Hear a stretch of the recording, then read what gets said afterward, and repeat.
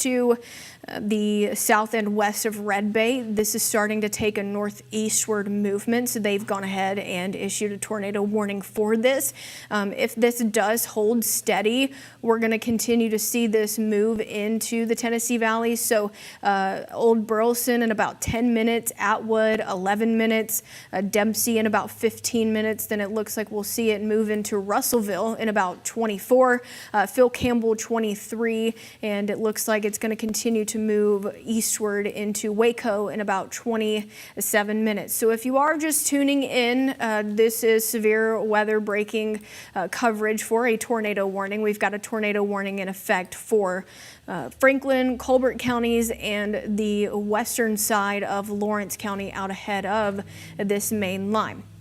So like we've been mentioning, we've watched this line move throughout the past few hours, and it has a little bit of a quick movement with it. So it's going to be in and out relatively quickly. We're not expecting this to be any type of thing that just sits down for a very long time. And within this system, we actually have a few areas that we're going to be watching for rotation right here.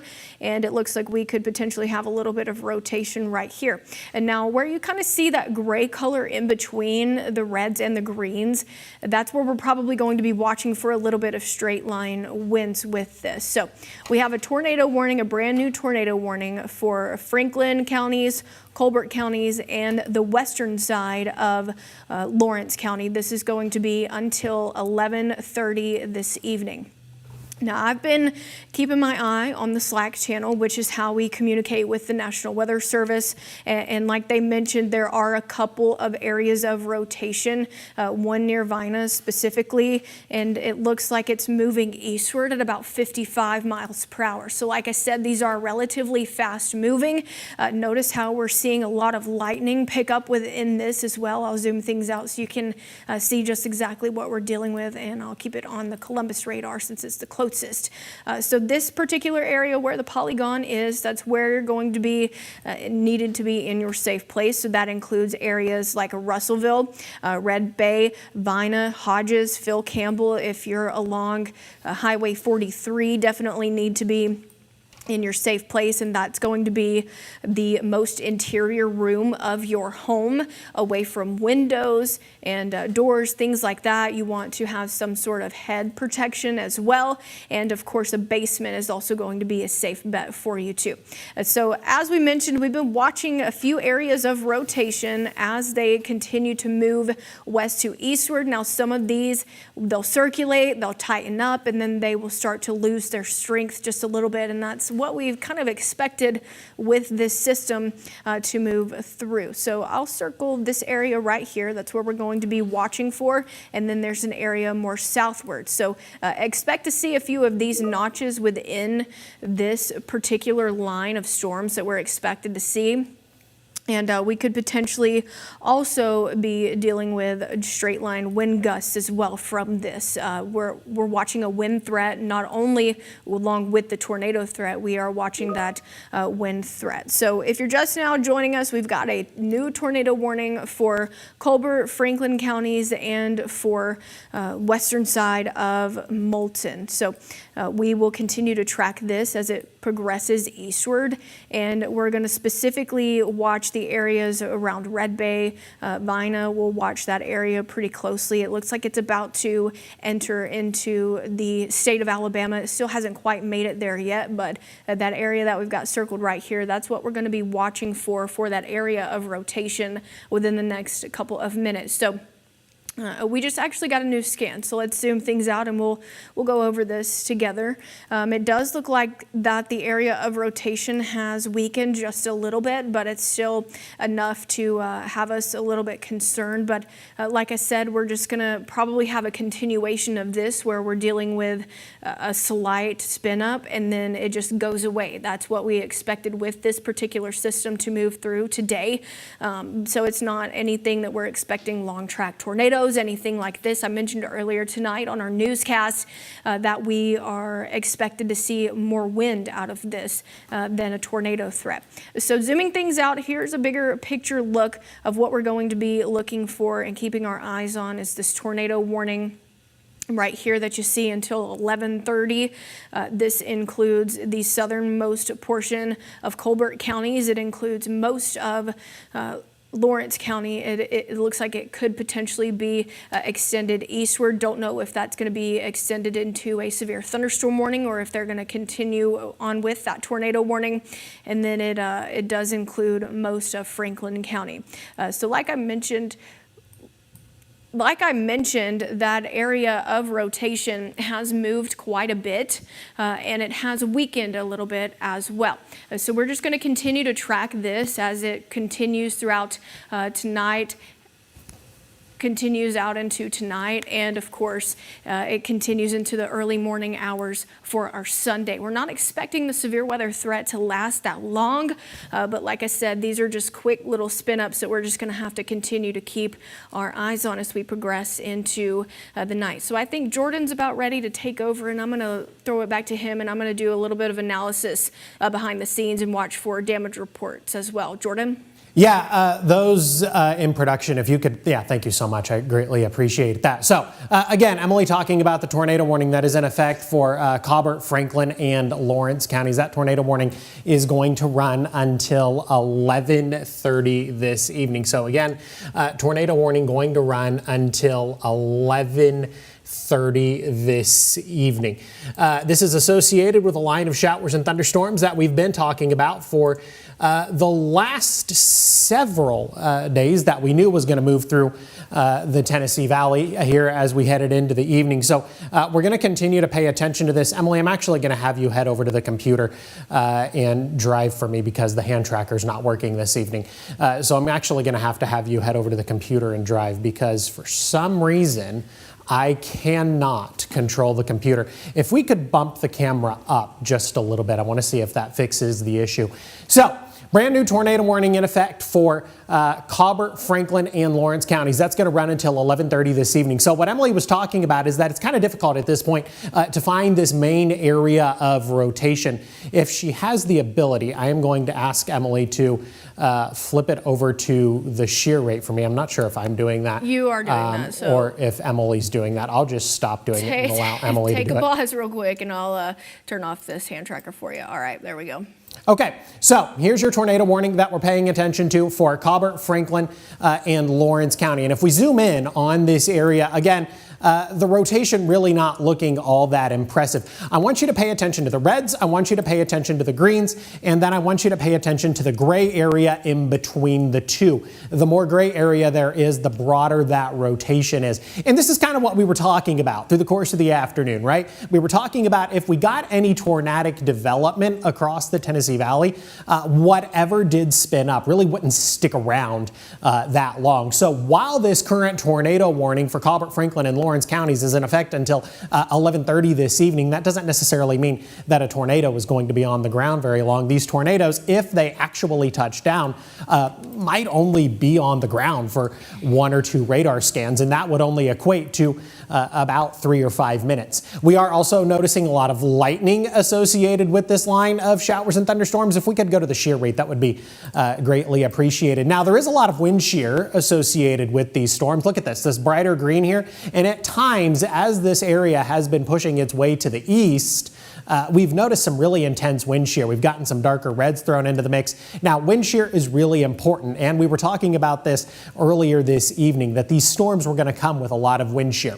Wind shear is a change in wind speed and wind direction as you go up in altitude. And it's that change in wind direction as you go up in altitude that ends up being really important, because that means by nature there's a lot of natural spin to the atmosphere. So when you get that natural spin, you only need a little bit of instability to work with. And the one place where we have the instability is across northwest Alabama. So Emily's gone ahead and thrown a track on this system. Now, this system is moving incredibly fast. Emily, do we know exactly how fast it's moving? But this line is going to move through the Tennessee Valley through the course of a very short period of time. We don't have a given on the exact line, but that warning earlier, it did have it moving at about 55 miles per hour. So I would assume the line probably is somewhere close to that too. So you're talking about a line that's moving, we can assume 55 to 60 miles per hour. That's covering a great deal of distance over the course of a very short period of time. So if you're anywhere in Lawrence County, I really want you to be in your safe place. If you see your list, your city name in the list, you really need to be in your tornado safe place. If you're in the Shoals in the next 1 minute, the most intense part of this storm is going to be moving into your area. If you're in Littleville over the next 5 minutes, you need to be getting into your tornado safe place. That would be the lowest, most interior room of your home. If you have a basement, that would be the most ideal. So our main area is going to be this kind of dark red area right here. This is that QLCS, that quasi-linear convective system that we've been talking about all day, that we've been talking about for the last couple of days, has officially moved its way into northwest Alabama. If you're in Russellville, I also want you to consider getting into your tornado safe place. If you're in Phil Campbell, I want you to get into your tornado safe place. Even if you're in Littleville, mentioned Littleville just a couple of seconds ago. Now, technically, our friends in Littleville are just barely outside this polygon, but I still think our friends in Littleville need to be in their tornado safe place. A lot of thunder, a lot of lightning associated with this. Now, the one thing I don't think we're probably going to see a lot of is hail. Do we want to throw on the hail swath? I want to see if we've had a lot of hail. Now, no, absolutely not. We've had a little bit of hail back across northeast Mississippi, but these storms haven't really produced a lot of hail as they've moved into the state of Alabama here over the last 5 or 10 minutes. So again, trying to find an area of increased rotation here and really just not seeing it. And we talked about this. I kind of want to repeat myself here. We talked about this, how if we saw any sort of tornadic activity associated with these storms, that rotation would be very short-lived. If a tornado does touch the ground, it's not going to stay on the ground very long. It might only stay on the ground for 1 or 2 scans of the radar. For the most part, we are going to be talking about the heavy rain, the thunder, and the lightning. And the heavy rain could be an additional problem in of itself, because if there is a tornado on the ground, then that heavy rain combined with the fact that it is dark outside could make anything on the ground very difficult to see. It's 11:15 at night. And then we're talking about some more rural locations here as we think about Russellville and then down to Phil Campbell. We're talking about maybe some more rural locations. So again, if you're in Russellville, if you're in Phil Campbell, you definitely need to be in your tornado safe place. This storm both going to move into Russellville and Phil Campbell here over the next 5 or 10 minutes. And it's going to pack a bit of a punch. We're also talking about wind gusts up to 50 or 60 miles per hour. And those wind gusts are going to be able to do a lot of damage in a very short period of time, especially when you consider the fact how saturated the ground is. We have received a lot of rain across the Tennessee Valley over the last couple of days, right? Which means our ground is very saturated. So if you're talking about wind gusts of 50, 60, or even 70 miles per hour, wind gusts of that magnitude could do a lot of damage just simply based on the fact that our ground is so incredibly saturated. Look how fast these storms have moved just over the last half hour or so, began to move into northwest Alabama, and they've kind of held themselves together here just a little bit. This storm may have actually been able to tap into a little bit of instability there across northwest Alabama and actually strengthen a little bit as it's moved closer to Russellville. Started off with a severe thunderstorm warning, and then that severe thunderstorm warning was transitioned over into a tornado warning. So tornado warning in effect for Colbert, Franklin, and Lawrence counties. That tornado warning is going to run until 11:30 this evening. And again, we're not talking about large, long-lived tornadoes with this line of showers and thunderstorms. This is simply not the type of system that you would expect to see long-tracked, large tornadoes with. We're talking about a QLCS, a quasi-linear convective system. And within these types of storms, you just don't get long-tracked tornadoes. So again, if anything does actually touch the ground, it would be very short-lived. It would be very small. This is where you're talking about your EF0s on the higher end of the spectrum. You could be talking about a medium-sized EF1. So again, tornado warning in effect for Colbert, Franklin, and Lawrence counties. That's going to run until 11:30 this evening. Still about another 15 minutes or so on that tornado warning. Nothing. We do have a severe thunderstorm warning in effect for Lauderdale and Colbert counties, so that would include the city of Florence. As a matter of fact, if you're in Florence right now, you're talking about some very heavy rain. You're talking about some very gusty winds. Note to our friends in Athens, Decatur, down to Hartselle, Coleman, you're dry and quiet for the time being, but this storm is again moving 55 to 60 miles per hour. So expect it to move into your neck of the woods sooner rather than later. Probably over the next 20 or 30 minutes as far as Athens, Decatur, and Hartselle are concerned. Maybe over the next 30 to 45 minutes if you're down in Coleman, and then the next 30 to 45 minutes if you're in the Huntsville metro area. And then let's head up to our friends up in southern Middle Tennessee just real quick. If you're in Giles County, you're talking about a little bit of rain. You're probably not talking about much in the way of any sort of thunder or lightning.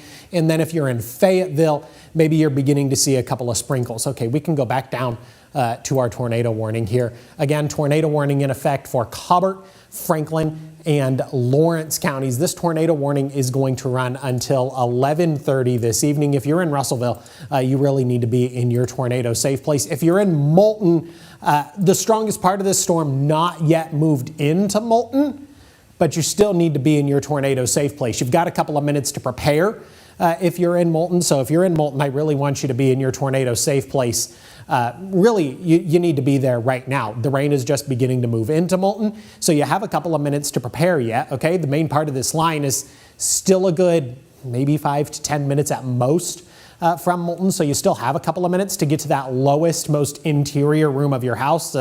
Ideally, that would be like some sort of a bathroom, some sort of a closet. If you have a two-story home, a lot of two-story homes, sometimes they have closets under the stairs. Those are always a great place to go. Or if you have a pantry, I know a lot of new construction homes these days, the pantries are really good interior places to go. So if that's an option, certainly pick that. And then, of course, if you have a basement, that would be the most ideal. Emily has gone ahead and thrown up our Florence camera. This is overlooking the Florence Harbor there at McFarland Park. You can see a lot of very heavy rain. And it looks like the winds are probably gusting as well there at the Florence Harbor at McFarland Park. It's kind of hard to tell, but I can just kind of feel it based on the look of the water there and some of the trees in the background. And yes, this camera is in night vision mode, so it's black and white, but you can also see frequent flashes of lightning. Emily, have you seen any updates or anything? We haven't had any updates yet. Now, Lauderdale County, which was only in the severe thunderstorm warning, and they continue to be in the severe thunderstorm warning. We do have a few reports out of there. It looks like around County Road 341, County Road 457. From Lauderdale EM, it says that they've got a roof collapse somewhere. They don't know the nature of it as this time, but they can say that there are no injuries reported on that roof collapsing in Lauderdale County. We don't have any reports yet of any damage coming from this specific tornado warning, so that's definitely some good news. But like Jordan has mentioned earlier, we're just going to have to continue to watch this, because not only are we dealing with a tornado threat, we're also going to be dealing with wind gusts, potentially gusting around 50 to 60 miles per hour. And as he mentioned, we've already got those overly saturated soils, and it's going to make trees and power lines potentially easier to fall over if that does happen. So we do have about 11 minutes left on this tornado warning. We don't have any sort of indication, if this is tightened up a little bit. It looks like it's relatively weak at the moment, probably just dealing with some heavy wind gusts at the moment, picking up a lot of lightning within this, so that could be some indication of this storm beginning to grow a little bit in energy. That doesn't necessarily mean tornado. It just means that the thunderstorms and the winds could be louder than usual. So Jordan, I think you're ready to take back over.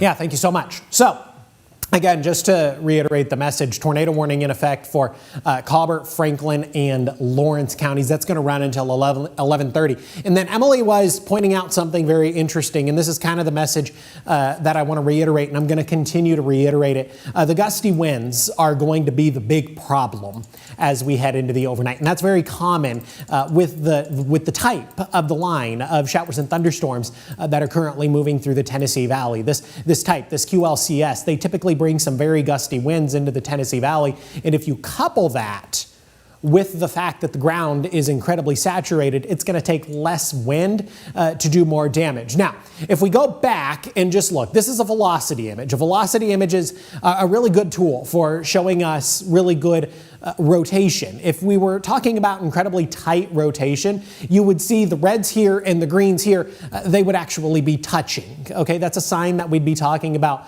really good rotation, but that's just not something that we currently see right now. And we were talking about this just a couple of minutes ago. If a tornado does touch down, a tornado is not going to stick around very long. Emily has gone ahead and thrown up a list of cities. If you see your city list within this box, you need to be getting into your tornado safe place sooner rather than later. If you're in Town Creek, you need to be considering getting into your tornado safe place. If you're in Moulton, I want you to get into your tornado safe place. Phil Campbell, you need to be in your tornado safe place. Littleville, you should have been in your tornado safe place for the last couple of minutes. I want you to remain there. The most intense part of this storm currently moving through Littleville. It's going to be heading into Phil Campbell here just over the next couple of minutes. As a matter of fact, this storm is going to be in Phil Campbell within the next 2 minutes. So again, if you're in Phil Campbell, you really need to be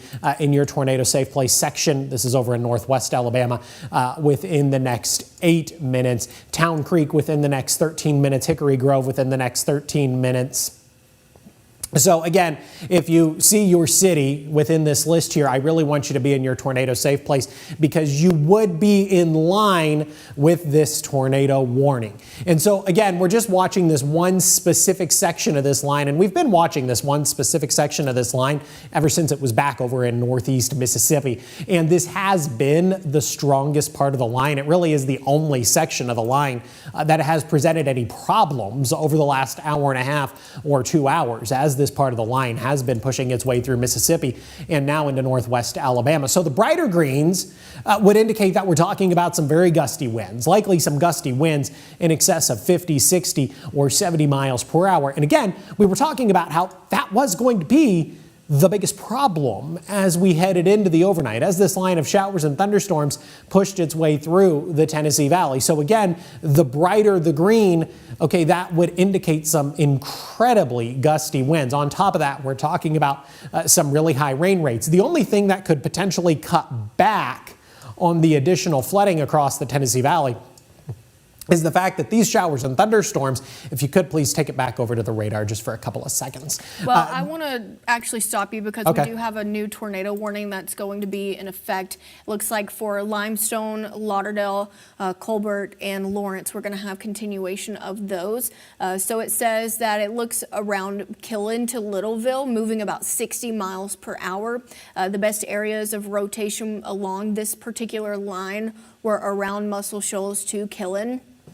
So this is just radar indicated rotation at the moment, not anything confirmed, but we do have a new tornado warning, and this looks like it's going to go until about midnight. So new tornado warning, you said that was for Lauderdale, Colbert, and Limestone counties. Could you repeat the counties, please? Yes, it's Lauderdale, Colbert, Limestone, and Lawrence. So Lauderdale, Colbert, Limestone, and Lawrence counties. Tornado warning going to be in effect until midnight. So now we're talking about the northern section of this storm. Line of showers and thunderstorms moving into a reasonably unstable environment as these storms push their way through northwest Alabama. So we're talking about some areas of increased rotation. Again, there's a lot of wind shear to play with here and just enough instability that we can get a couple of tornado warnings. So Emily highlighting the wind shear here. You can see some of the brighter greens associated within this line. Now wind shear, again, is a change in wind speed and wind direction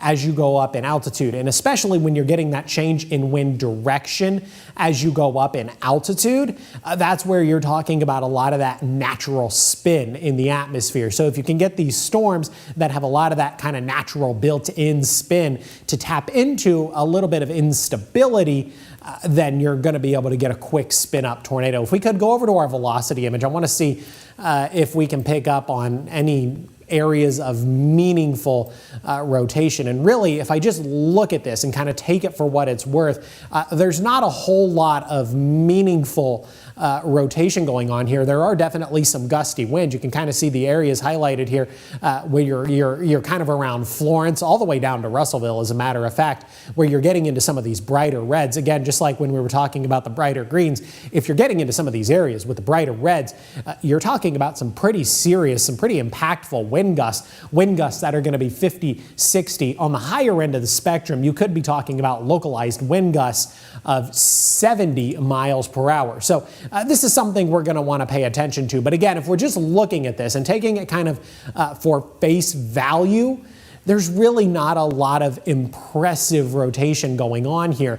And we didn't really necessarily expect there to be a lot of impressive rotation. Again, we're just talking about the quick spin-up tornadoes. They're not necessarily going to be on the ground very long. If they do touch down, they're only going to be on the ground for 1 or 2 radar scans. So that would only be over the course of about 3 or 5 minutes. You're talking about a tornado that would touch down. It probably wouldn't do a lot of damage unless it goes through a heavily populated area. For example, we saw the tornado not too terribly long ago that moved through Florence. It moved right through downtown Florence. It was a very small tornado, but because it moved through a heavily populated area, it was able to do a significant amount of damage. As a matter of fact, Florence, Ardmore, both included in this tornado warning that is in effect for Limestone, Lawrence, Lauderdale, and Colbert counties. That's going to run until midnight. So if you're in Athens, you still have a couple of minutes yet, but I want you to plan now just to kind of begin to move yourself to your tornado safe place. Again, if you're in Ardmore, again, I want you to begin to think about moving yourself to your tornado safe place here over the next couple of minutes, because this storm still back off to the west, currently moving through Florence to Scumbia down into Russellville, but it's going to push its way to the east really quickly. I believe Emily said that this storm was moving at about 60 miles per hour. So these storms are moving incredibly quick. And again, I just want you to pay attention to the fact that if we just look at the velocity image at face value, there's not a lot of really tight rotation. And that's kind of the thing about these quick spin-up tornadoes, is that if they do develop and if they do touch down for even just a couple of minutes, it can be really difficult to pick up these quick little tornadoes on a radar just because they don't stick around very long. So that's why if you're in Athens, if you're in Ardmore, yeah, you're kind of on the back edge of this tornado warning. I still want you to be heading into your tornado safe place, because again, we're talking about very quick tornadoes that are not going to be on the ground very long. Very heavy rain associated with this line of showers and thunderstorms. At times we're getting into some of the brighter pinks, getting into some of the darker reds. We're talking about some pockets of incredibly... I'm actually going to pause and stop you real quick, because we actually have a new tornado warning that's going to go into effect until about 12:15.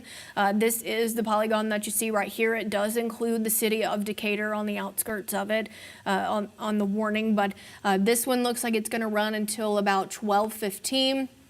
And this is going to be it looks like it's going to be extended into Morgan County as well. The extreme northwestern portion of Morgan County is where we're going to have that warning kind of extended to. So as I mentioned, this is going to go until 12:15.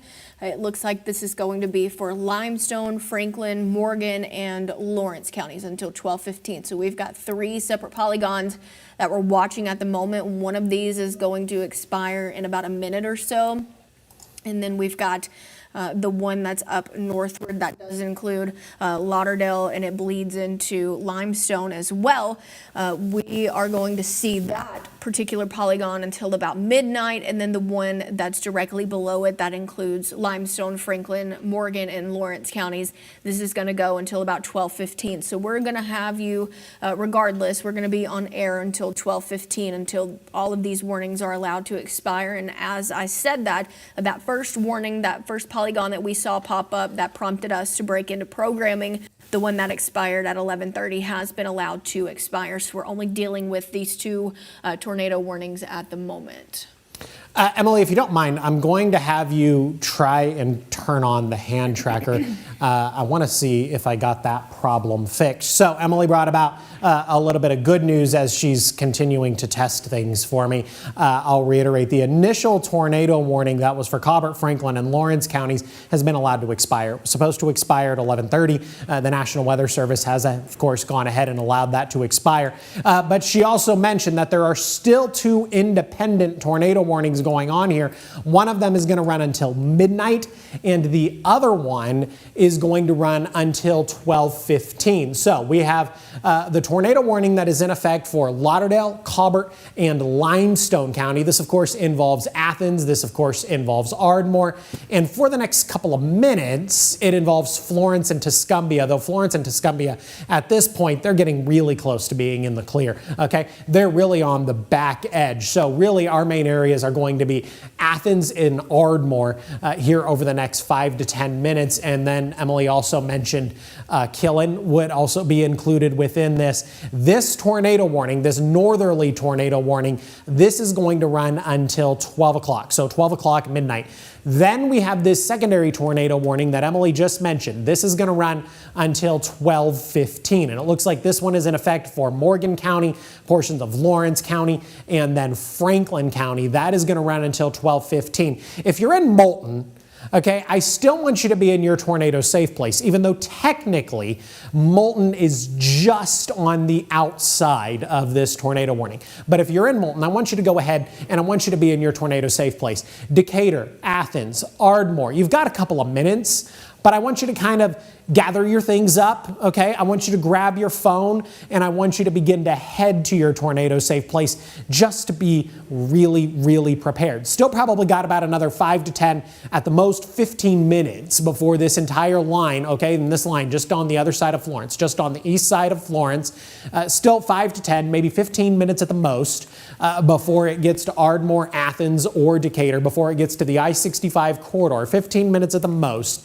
But I still want you to prepare. This line of showers and thunderstorms is packing a really big punch. A lot of very heavy rain, a lot of thunder, a lot of lightning. The one thing that this line of showers and thunderstorms not really producing this line of showers and thunderstorms not really producing a lot of hail. In order for hail to develop, you would need showers and thunderstorms or the main thunderstorm to build up in altitude. We're talking thousands and thousands of feet in the air, and that's just not something we're talking about with this line. So this is our main QLCS right here. This is what we've been talking about for the last couple of days. This is what we've been talking about was going to move through the Tennessee Valley tonight, and this is what's currently moving through. So at this point, if you're in Florence, if you're in Tuscumbia, even if you're in Russellville, still may be loud for the next couple of minutes, but as far as the most intense part of this storm, you're going to be in the clear. If you're in Moulton, if you're in Killen, if you're in Layton, Lexington, I want you to be in your tornado safe place here for the next couple of minutes as this storm continues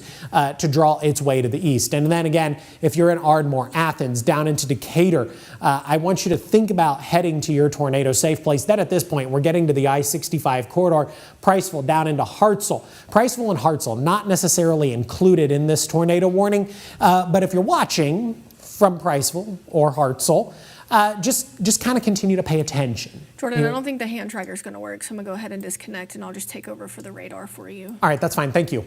So if you're in Priceville or if you're in Hartselle, I just kind of want you to pay attention for the next couple of minutes as we continue to watch this line. So Emily's gone ahead and thrown on our velocity image. So we are talking about a little bit of rotation within this line of showers and thunderstorms, right? So we see the greens and we can see the reds. Those are winds that are going towards and away from the radar. But at the same time, There's also quite a bit of gray. So what becomes the challenge, and this is why what Emily's doing here, is we have to work really, really hard to find these tiny little areas of rotation that are going to develop within this storm. So what Emily's going ahead and doing is she's looking for these tiny little notches within this line of showers and thunderstorms, and then she's going ahead and circling them. And then another indicator that we can often do to try and find out if maybe a tornado is on the ground is we can kind of take these little areas of rotation and we can kind of look at other radar products and see if the circles match up. So what I could have Emily do is open up our shear rate product and see if we have some increased wind shear. So the second here and the third circle would come with some areas of increased wind shear. If you don't mind, we can take that back over to the velocity image, and then we can go ahead and zoom in on that and see if we can get some roads or some communities to pop up. So Town Creek, you need to be in your tornado safe place. Rogersville, I want you to be in your tornado safe place. At this point, we're talking about a storm that is kind of directly moving down Highway 72. So Rogersville, you need to be in your tornado safe place. Town Creek, you need to be in your tornado safe place. What Emily's done is she's gone ahead and drawn the leading edge of this storm, and then she's put a track out on this. Emily, is this storm still consistently moving at somewhere between 50 and 60 miles an hour? Yes. So storm continuing to move at 50 to 60 miles per hour. This is a really fast moving storm when you're talking about a storm that's moving 60 miles in an hour. So the one problem I don't think we're going to have with this line of showers and thunderstorms, I really don't foresee flooding being a prolonged concern, just because the storm is not going to be in any one neighborhood very long. So the rain rates are going to be high, yes, but it's not going to rain at that highest intensity in any given neighborhood for very long. So again, if you're in Town Creek, if you're in Rogersville, you need to be in your tornado safe place. If you're in Killen, I want you to be in your tornado safe place, though at this point, if you're in Killen, you're kind of on the back edge of this system. Lexington, I want you to be in your tornado safe place as well. This entire storm currently pushing through Lexington, Rogersville, and then down into Town Creek. If you're in Hillsborough, I want you to be in your tornado safe place. A couple of different tornado warnings. We actually have two separate tornado warnings right now, one of which is going to include Limestone County, one of which is going to include Morgan County. So the tornado warning that includes Limestone County, Lauderdale County, Colbert County, and a little bit of Lawrence County there, that is going to run until midnight. Then we have the tornado warning for Morgan County and Lawrence County. That is going to run until 12:15. So again, if you're in Rogersville, if you're in Town Creek, you need to be getting into your tornado safe place. The one thing that could be perceived as a little bit of good news here is that there's a little bit of gray separating the reds and the greens. Again, reds and greens, winds moving towards and away from the radar. The closer those are together, the more confident that we would be that we're talking about tighter rotation within this storm. So when you kind of begin to get this gray area in between the wind that is moving towards and away from the radar, that rotation is much broader. But then, as Emily was showing us earlier, we can get these tiny little notches within this line that could indicate some really quick spin-up tornadoes. And that's what we're going to continue to talk about this evening, especially as these storms move through an area that does have slightly better instability compared to the rest of the Tennessee Valley. The instability at this point is greatest west of the I-65 corridor. So it's going to be really interesting to see what happens with these storms as they eventually cross over the I-65 corridor. And honestly, these storms are probably going to cross over the I-65 corridor I would say probably here over the next 10 or 15 minutes when you consider the fact that these storms are moving 55 and 60 miles per hour. So as these storms move into a more stable environment, and that would include the Huntsville Metro. So as these storms move into that more stable environment, it's going to be kind of interesting to see how they act. And then eventually as they move into Northeast Alabama, probably here over the next hour, hour and a half. It's 20 till 12 right now. But again, these storms are moving incredibly fast at 60 miles per hour. So two different tornado warnings currently in effect across the Tennessee Valley. We have one that kind of covers a more northern portion of the Tennessee Valley. That's for Limestone County, Lauderdale County, Colbert County. That is going to run until 12 o'clock. And then we have another one, Lawrence County and Morgan County. This includes Trinity. This includes Decatur. We're back just to the south of Town Creek. We're to the north of Moulton at this point.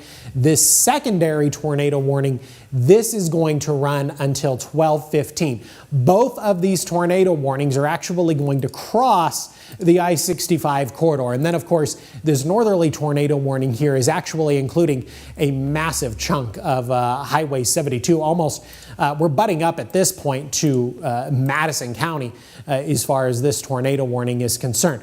But again, the one thing we don't see a whole lot of, and what you see in the map moving, that's Emily working to find any area of rotation that thinks it's going to deserve some higher attention. And that's the one thing we don't see this evening, right? We don't see those areas of incredibly tight rotation. What we end up getting out of this line of showers and thunderstorms are areas of broad rotation, which is definitely going to be a little bit of good news there. And Emily and I were talking about this. If you missed us on Fox 54 Plus earlier this evening, we were talking about how within this line of showers and thunderstorms, you could get these really quick spin-up tornadoes that are going to be really, really difficult to find on a radar, just simply because they're not going to stick around very long. So again, just a little bit of repeating. If you're in Athens, if you're in Decatur, I want you to be getting into your tornado safe place. Let's throw it over just to the main radar product real quick, just so we can get a really good idea of exactly where this line is. So here's Athens, here's Decatur. Moulton would be right around here. So this storm just beginning to move into Moulton. So at this point, we are about halfway through Lawrence County, really beginning to move into Limestone County. The big problem with this line of showers and thunderstorms is definitely going to be the heavy rain and the gusty winds. Wind gusts are going to be in excess of 50 or 60 miles per hour. Two different tornado warnings here, Lawrence County and Morgan County. That's going to run until 12:15. So right around a half hour still on that one. And then we have the tornado warning here. That includes Limestone County, Lauderdale County, and maybe just a small portion of Colbert County at this point. At this point, we could be out of Colbert County and just Lawrence County here. That tornado warning is going to run until midnight. So actually, if you're in Lawrence County, it would appear you're talking about two different tornado warnings. One that is going to run until midnight, and then an additional tornado warning that is going to run until 12:15. And then we do have a brand new severe thunderstorm warning that is in effect for Giles County up in southern Middle Tennessee. And it looks like that severe thunderstorm warning is going to run until 12:15. We certainly don't want to forget about our friends up in southern Middle Tennessee, Giles and Lincoln Counties, Fayetteville for the time being. Just talking about a little bit of light rain. But definitely a stronger thunderstorm here up in southern Middle Tennessee, prompting that severe thunderstorm warning. Again, they're not talking about the rotation that is visible here across North Alabama, but they are still definitely talking about some stronger thunderstorms up across southern Middle Tennessee. And those stronger thunderstorms are going to bear some paying attention to here over the next several minutes. And again, these storms are moving very, very quickly. So the threat that they're going to pose to your neighborhood is going to be a very short-lived threat, right? Because these storms are moving at about 55 to 60 miles per hour. So if you're in Florence at this point, you're in the clear. If you're in Russellville, you're in the clear. If you're in Ardmore, Athens, Decatur, Hartselle, even Hartselle technically outside of the tornado warning, but I think it'd be a good idea if you are in Hartselle to consider getting into your tornado safe place, just in case. But our main areas of interest definitely going to be Athens, down in Decatur, up into Ardmore, Elkmont at this point. You're probably going to want to consider getting into your tornado safe place. A lot of wind shear within this storm. Lot of wind shear. Now, again, wind shear is a change in wind speed and wind direction as you go up in altitude. And so when you get that change in wind direction, especially, you're talking about these storms having a lot of natural spin to them. And so when you have that natural spin built in, you're then relying on any level of instability to kind of allow these storms to fire up and kind of allow these storms to intensify. And so that's what we're seeing this evening. And we knew that there was a chance that this was going to happen, especially west of the I-65 corridor, where the instability was a little greater. They were a little warmer this afternoon, west of the I-65 corridor. Dew points climbed a little bit higher. They climbed into the mid-60s, not the highest dew points ever, but they were a little warmer. They had a slightly more moist air mass. The instability was kind of there a little more west of the I-65 corridor compared to what we saw east of the I-65 corridor this afternoon. I believe our friends in Northeast Alabama only climbed into the upper 50s, maybe the lower 60s this afternoon. The environment in Northeast Alabama is not all that conducive for the development of severe weather. So I'm kind of interested to see what's going to happen as this line of showers and thunderstorms continues to push its way to the east over the next 20 to 30 and eventually over the next hour or so. So tornado warning in effect for Limestone County, Lawrence County, that's going to run until 12 o'clock. And then we have Morgan County and Lawrence County again. That is going to run until 12:15. So again, Emily has drawn up and put a track on this. If you're in Ripley in the next 2 minutes, if you're in Oak Grove in the next minute. So you need to be in your tornado safe place if you see your city in this list of cities here. Hillsborough, of course, right now. Blue Spring Park right now. Cairo right now. And then again, Oak Grove within the next minute, Ripley within the next 2 minutes, Hickory Hill within the next 3 minutes, and then if you're in Bethel in the next 5 minutes, Trinity within the next 7 minutes. So this storm is moving very, very quickly, and then eventually we're going to get into the main area of Decatur. We're eventually going to get into the main area of Athens, and this storm is probably going to cross the I-65 corridor here over the next 10 minutes. Emily, any other updates from your end? No, I have no updates whatsoever, which I guess that could be a little bit of good news that we're not seeing any sort of indication that we have some sort of confirmed tornado or tornado damage. But we still are going to have to watch for the winds as the system continues to move through. I want to go ahead and swap over to our Decatur camera. Here's the Decatur Marina. I have been watching this camera a little closely because it is starting to shake back and forth just a little bit. But as of right now, that's really all that we're seeing at the moment on our camera networks. But this is still just outside of Decatur. So we're not really seeing a whole lot happening there except for the winds that are starting to pick up. So we're just going to continue to watch this main line as we get closer into the midnight hours. I know we're going to be with you at least until 12:15 unless they decide to go ahead and cancel any of these tornado warnings, but we have no indication of that yet. So we're just going to stick around and we're just going to track these things together. And as I look over this line that we're watching, it doesn't look like we have any sort of good indication of any rotation. This looks like we're just dealing with a lot of wind gusts at the moment. So as of right now, we just have these 2 tornado warnings. We've got a severe thunderstorm warning, and we do have that severe thunderstorm warning that was issued up in Giles County about a couple of minutes ago. So a little bit of good news in what Emily was saying there just over the last couple of seconds. She hasn't heard of any damage reports. If you, by chance, are impacted by these storms, if you wouldn't mind, if you have any damage, please text that to us. That would be of really great help to Emily and I. It doesn't even necessarily have to come with any pictures. We would just like a description in your location.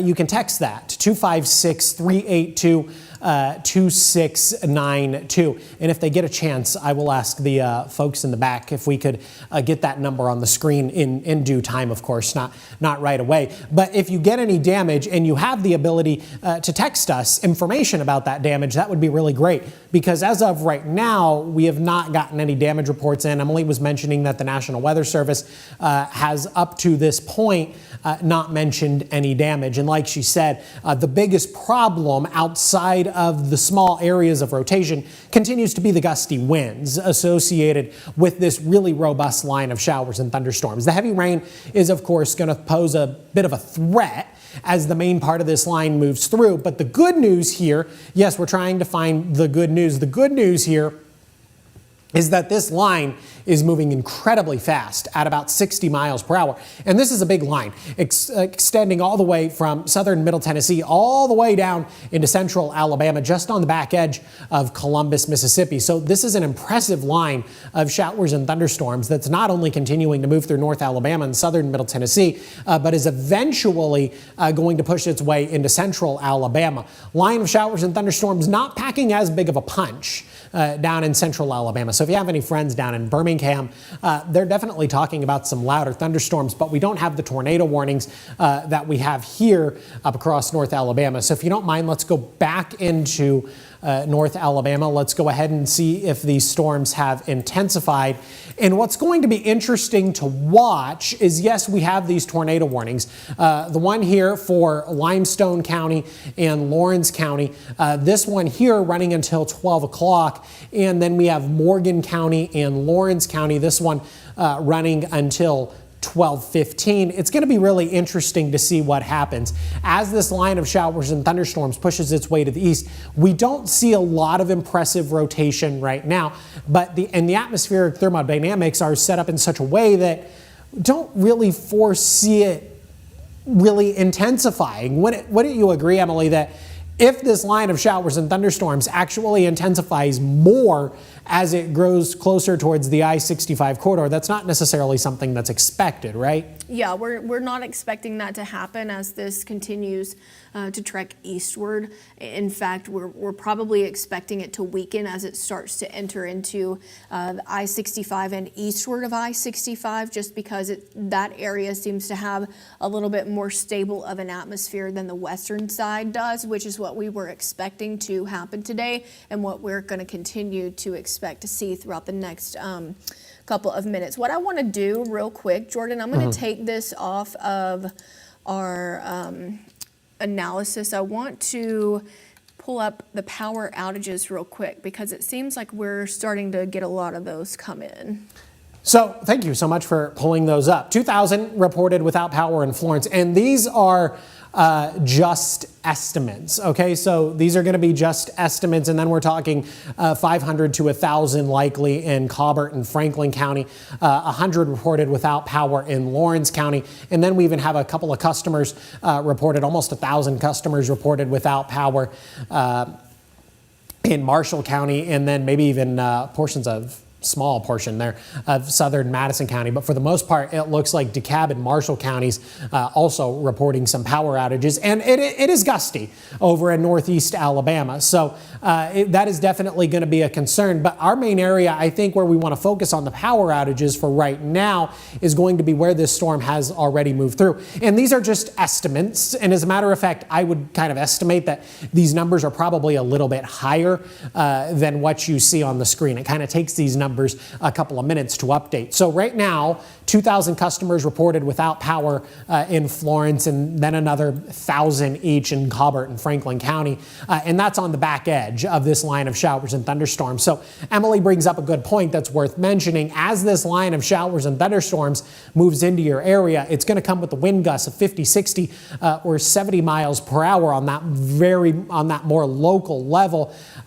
They could knock your power out. The ground is, again, incredibly saturated, so even the power poles, wind gusts of that magnitude, 50 to 70 miles per hour, they could easily knock over a power pole. And the power crews, they are going to get out and try and restore your power as quickly as possible, but of course when it's safe. So if I'm just looking at a velocity image here, and that's exactly what we're looking at. We're looking at a velocity image, and it's kind of a mess. It looks like it's kind of a mess. And that's actually a little bit of good news, because if it looked more organized, if we were kind of looking at defined areas of rotation, that would be a really good indicator that we would be talking about something that's on the ground. But because this looks like a mess and there's no clear defined areas of rotation, that kind of tells me that maybe we're talking about very broad rotation here within these tornado warnings, and we're not talking about anything on the ground at all. Here's an idea. Here's what I want you to do, Emily. Let's go over and flip over to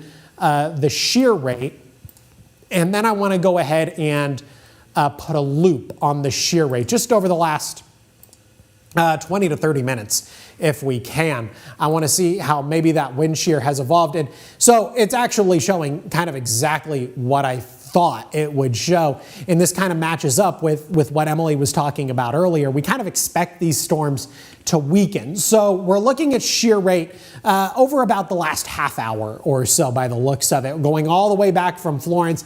And now as these storms begin to knock on the door of Athens and Decatur, the shear is kind of pulling itself down a little bit. If you pay attention to this time lapse here, back when it was across Florence and Tuscumbia and down into Russellville, you were talking about more of those brighter greens. And when you're getting into the brighter greens, you're talking about higher shear rate values. But as this line has pushed its way to the east, right, now beginning to move into Athens and then down in Decatur, there has been some significant weakening, a loss of wind shear, if you will. And so that's definitely going to be a little bit of good news. Now, does this mean you need to be getting out of your tornado safe place if you're in Athens, if you're in Decatur, if you're in Ardmore?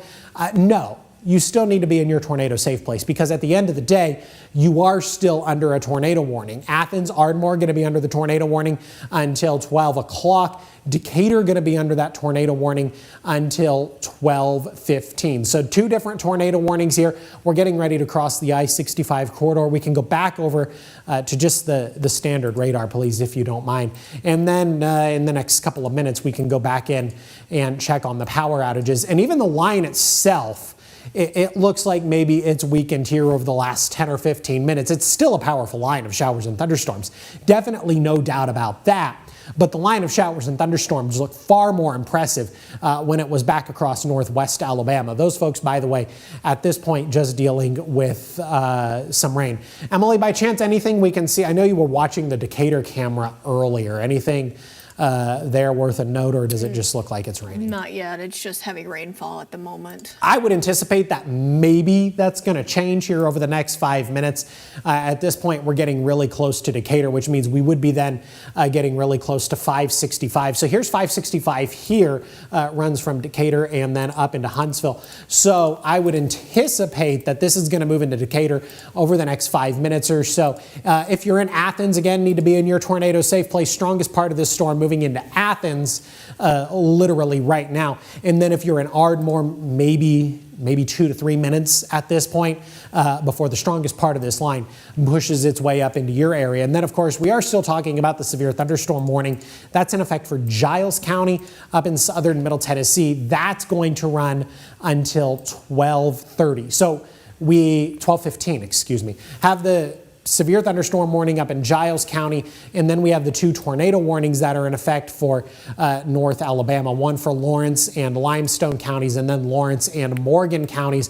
Lawrence and Limestone counties, that's going to run until 12 o'clock. So just another couple of minutes here. It's 11:57 at night, so just another couple of minutes on that one here, and then we have the other one. Where exactly is this? This is the Decatur Marina.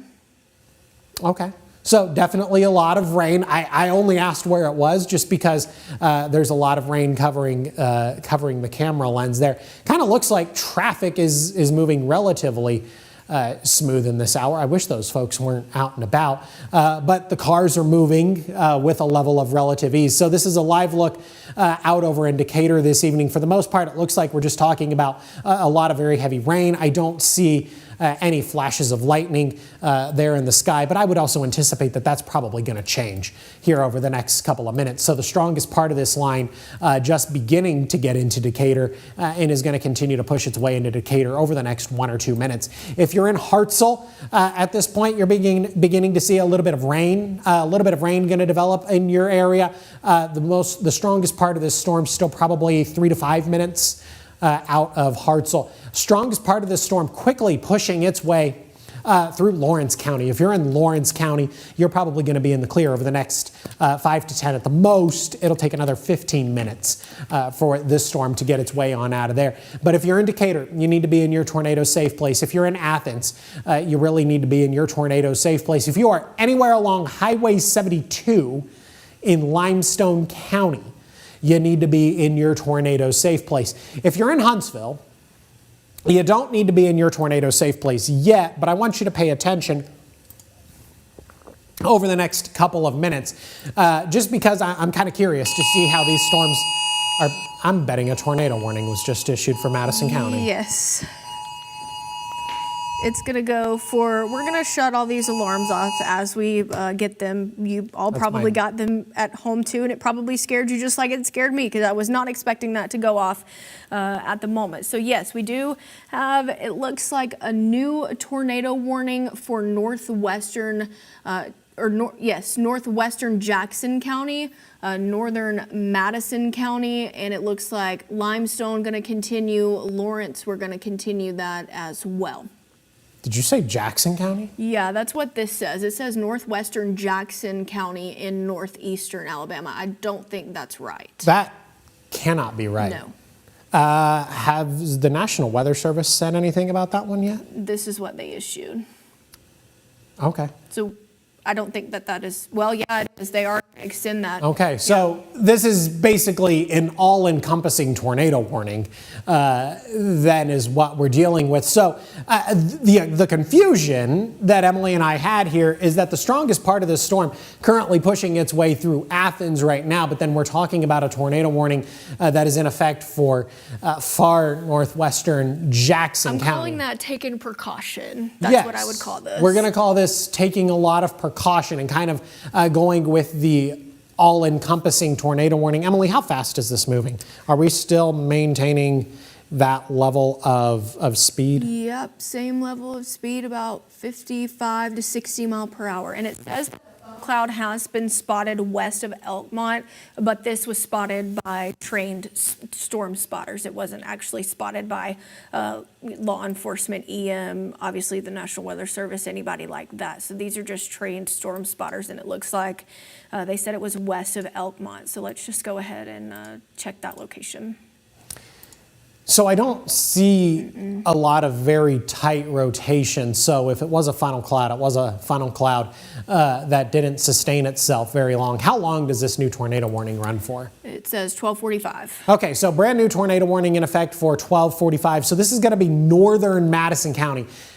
This just barely includes the Huntsville Metro, which is why Emily and I's phones made a lot of noise here just a couple of seconds ago. So this is barely going to include the Huntsville Metro area. So if you kind of think of Highway 72, if we can move the map up just a little bit so we can get a better shot of Highway 72 is what I'm trying to do. So Highway 72 moves east and west. If you're south of Highway 72 in Madison County, you are not going to be included in this tornado warning. If you're in Gurley, you're not included in the tornado warning. If you're in Owens Crossroads, you're not in the tornado warning. The strongest part of this storm is going to stay to the north of Owens Crossroads. However, if you're in Meridianville, if you're in Hazel Green, you are going to be within this tornado warning. Brand new tornado warning, as a matter of fact, that is going to run until 12:45. And then Emily was mentioning a report of a potential funnel cloud that was spotted in Elkmont. If we could go back over to just the main radar, because at this point I don't see a whole lot of rotation that is overly impressive within this line of showers and thunderstorms. So I think the main thing we're going to be focused on is going to be the intense lightning, the heavy rain, and then I think we're going to be focused on the gusty winds. We also still have our secondary tornado warning here that does include the city of Decatur. That is going to run until 12:15. Beginning to see a little bit of rain push its way into Hazel Green, probably down into Meridianville as well. Just a little bit of light rain. But Emily kind of confirmed for me a couple of minutes ago that these storms are still moving at 55 to 60 miles per hour. So while it's relatively quiet, Meridianville, Hazel Green, and then probably heading up into Fayetteville, relatively quiet in these locations for the time being, things are going to intensify over the next 10 or 15 minutes. So take note of that. If you're in Meridianville, if you're in Hazel Green, I want you to think about getting into your tornado safe place. And again, if you're in the Huntsville metro area, locations north of Highway 72, okay, I want you to get into your tornado safe place. If you're south of Highway 72, you are technically in the clear. You're not included in the tornado warning. This is going to hit the Huntsville International Airport within about the next 14 minutes. This is going to be in Cedar Grove within the next 14 minutes. Sooner, Bethel, we're going to be talking about Bethel within the next 5 minutes. Mooresville within the next 6 minutes. Cedar Hill within the next 6 minutes. Going to be in Harvest. Folks in Harvest, going to be in Harvest within the next 10 minutes. And so what Emily is highlighting, what we're talking about, what is going to be in your neighborhood within the next 10 minutes is the leading edge of this line. And the leading edge is going to be the most intense part of this line. That's where the gustiest of the winds are going to be.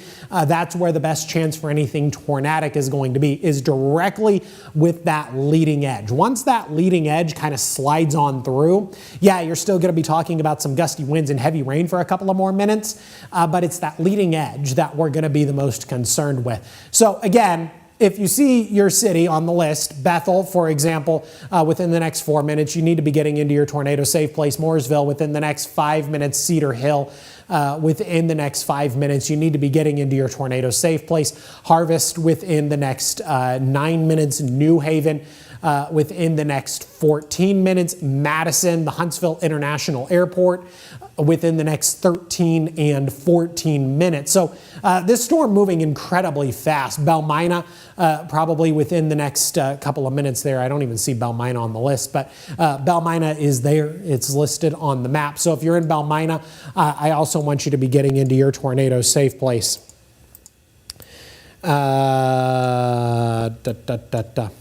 So here's what we're going to continue to talk about. We're going to continue to talk about strong line of showers and thunderstorms that's moving through the Tennessee Valley. And this line of showers and thunderstorms is going to continue to push its way on through. We're talking about the chance for embedded tornadoes within this line. And again, what's going to be with these tornadoes are going to be short-lived. They're not going to be on the ground very long. So if anything actually touches down, and Emily hasn't seen any reports of any sort of damage, I'm assuming that hasn't changed yet, right? No, we're still good with those. So that's definitely a little bit of good news that we haven't gotten any reports of damage just yet, which means that either A, nothing has touched down, or B, whatever may or may not have touched down has touched down in an incredibly rural location, just simply where it couldn't do any damage. But again, if you do have any damage to report, whether it be wind damage or tornado damage,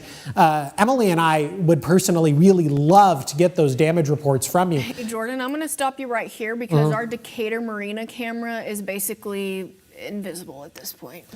So a lot of very heavy rain and wind is what we're talking about. And you can kind of see that screen moving really, really intensely there over in Decatur. So that would be a lot of very heavy rain. That would be some incredibly gusty winds and a lot of lightning over in Decatur. And this is what we're talking about. This is what we're talking about is going to move through your neck of the woods as this line of showers and thunderstorms kind of passes on by. We're going to be talking about pockets of very heavy rain. We're going to be talking about the gusty winds, and we're going to be talking about the frequent thunder and lightning. But this isn't going to stick around. Excuse me. This isn't going to stick around very long. So what you see here, and again, Emily said this is coming to us out of Decatur, is not going to stick around very long. It might stick around 10 minutes at the most, but then it's going to continue to push its way to the east. And don't get me wrong, this is a very powerful storm and something that we should be taking seriously. And you can kind of see that here. That's a lot of lightning. Some really impressive lightning within these storms. We can take it back over to the map and myself, if you don't mind, please, and thank you. So a lot of lightning within these storms. We can take it back over to the radar. So this is what we're seeing here, okay? So literally the strongest part of the storm is currently sitting over Decatur, where you're talking about that heavy rain, where you're talking about those wind gusts 50 to 60 miles per hour. That's what you're going to be talking about in Athens. That's what you're going to be talking about in Ardmore. That's what you're going to be talking about in the Huntsville metro area probably in the next 15 to 20 minutes, heading into Madison probably over the next 10 minutes or so. So that's what we're going to continue to pay attention to, is this line of showers and thunderstorms. So we have two different tornado warnings that we're paying attention to.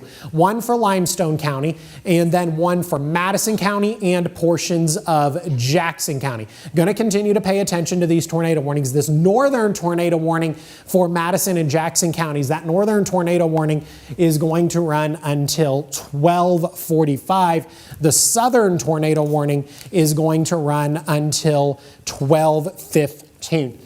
So as of right now, we're just going to continue to track this very long line of reds and purples that you see right on the screen. That is that main line where we have the red and the purple literally in a straight line. That is what we have been identifying as the main line of this system. So we are going to continue to watch these two tornado warnings that we have. Our latest one looks like it's going to go until about 12:45 in the morning. But I did get indication from the Weather Service that they are going to drop Lawrence County from this tornado warning, which is the tornado warning that extends into Decatur. That's what we were showing on our camera at the moment. But Morgan County is still going to be involved with this specific warning as well. So the bigger polygon looks like it does clip just a little bit of the Huntsville metro, maybe the northern side. I would go ahead and say, if you can hear us in Madison and Huntsville, I would go ahead and get in my safe place just to be on the cautious side. But I think South Madison County probably okay for now, unless they do extend this specific polygon more eastward. And I'm talking about the one that does include Decatur, that smaller polygon that you see blinking right now. Yeah, as a matter of fact, I literally just had somebody send me a Facebook. Are you muted? Is your mic muted? I just had somebody send me a Facebook message about that. They were wanting to know about that tornado warning that was involving Decatur, thinking that it would move into southern Madison County, and you were just talking about it.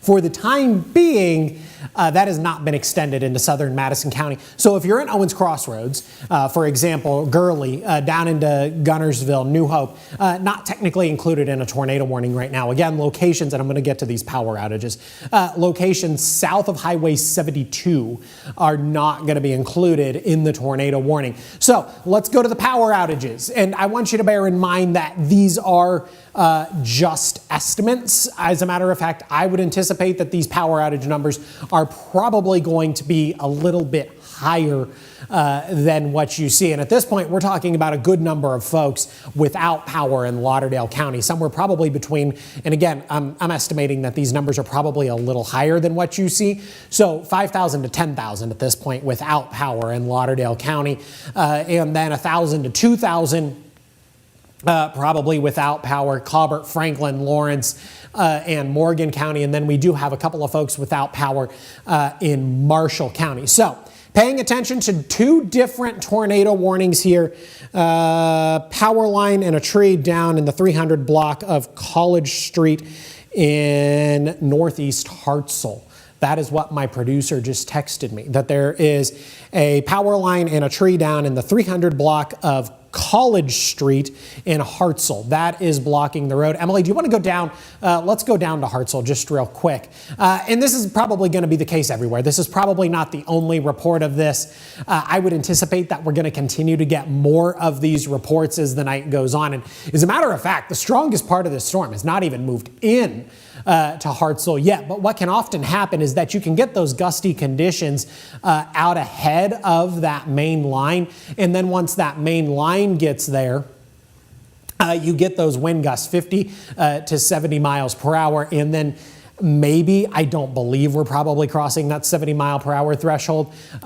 But there's a chance that maybe within this line, maybe somebody's getting a wind gust of 75 miles per hour. I think a number like that would probably be hard to come by. If you're in Decatur right now, you're slowly getting on the back edge of this storm. If you're in Priceville, you need to be in your tornado safe place. Hartselle, I want you to get into your tornado safe place. Belmina need to be in your tornado safe place. Madison, you also need to be in your tornado safe place. Look at this. We're talking about this part of the line right here where you're getting into some of those brighter reds, getting into some of the darker pinks.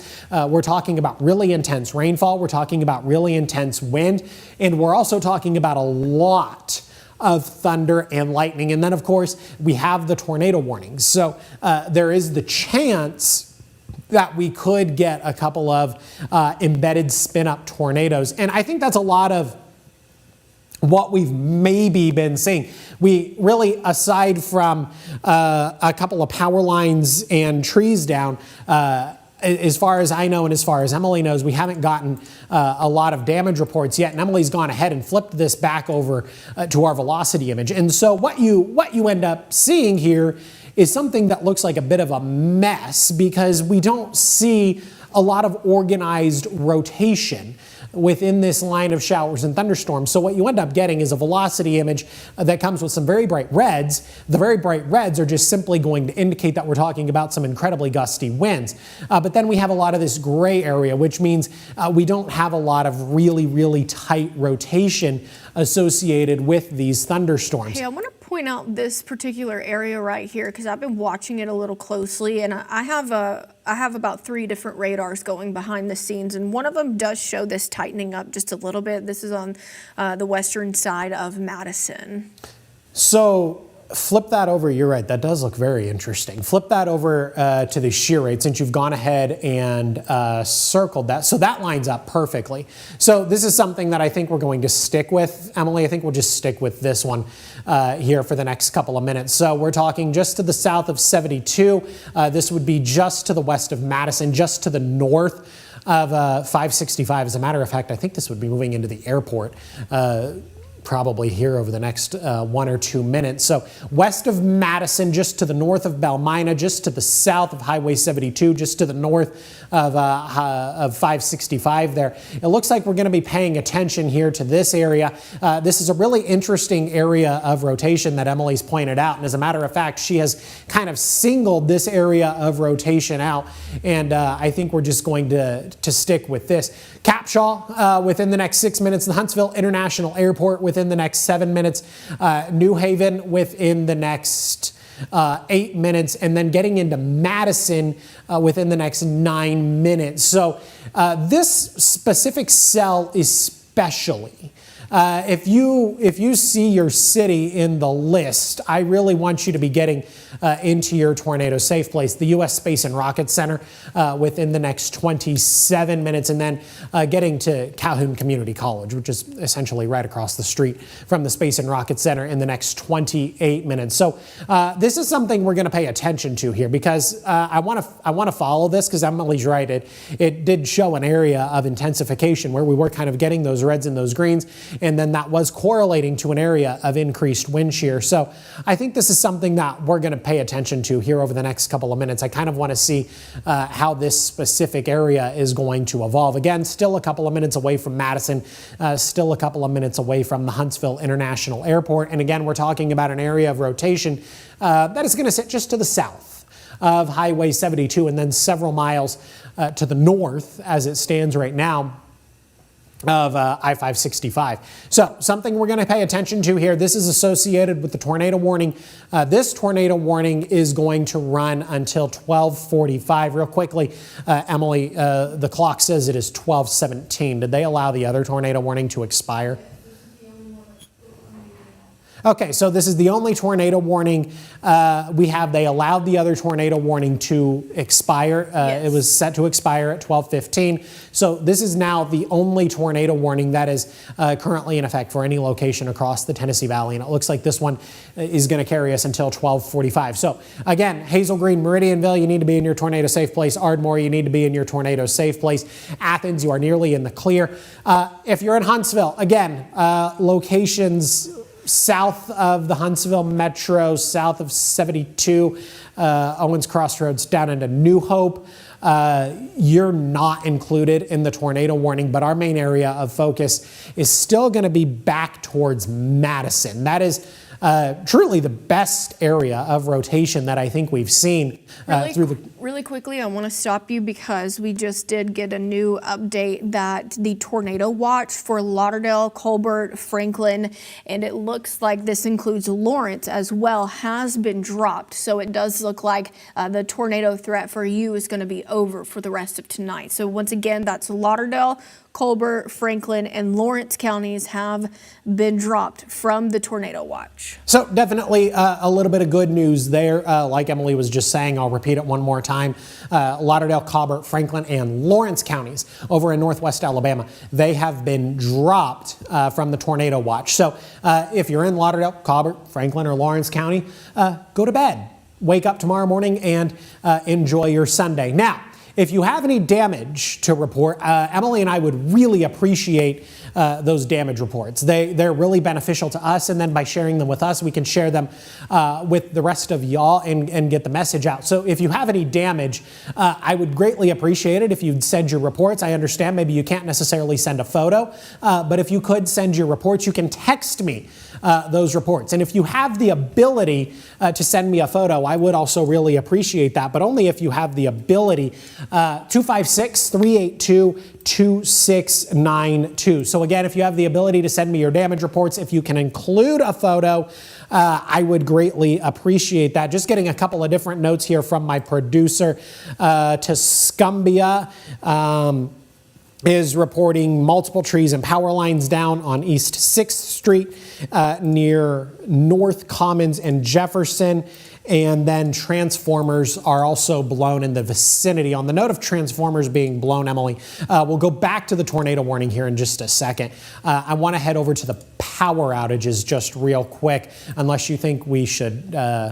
Okay, we're going to go over to the power outages. So power outages continuing to increase across the Tennessee Valley. Now 100 customers reported without power in Madison County. Again, maintaining the 5,000 to 10,000 without power in Lauderdale County. Then you get down to Colbert, Franklin, Lawrence, and Morgan counties. Those probably going to be anywhere between 1,000 and 2,000 customers without power. It looks like we have a new tornado warning. That'll be for Lincoln County up in southern Middle Tennessee.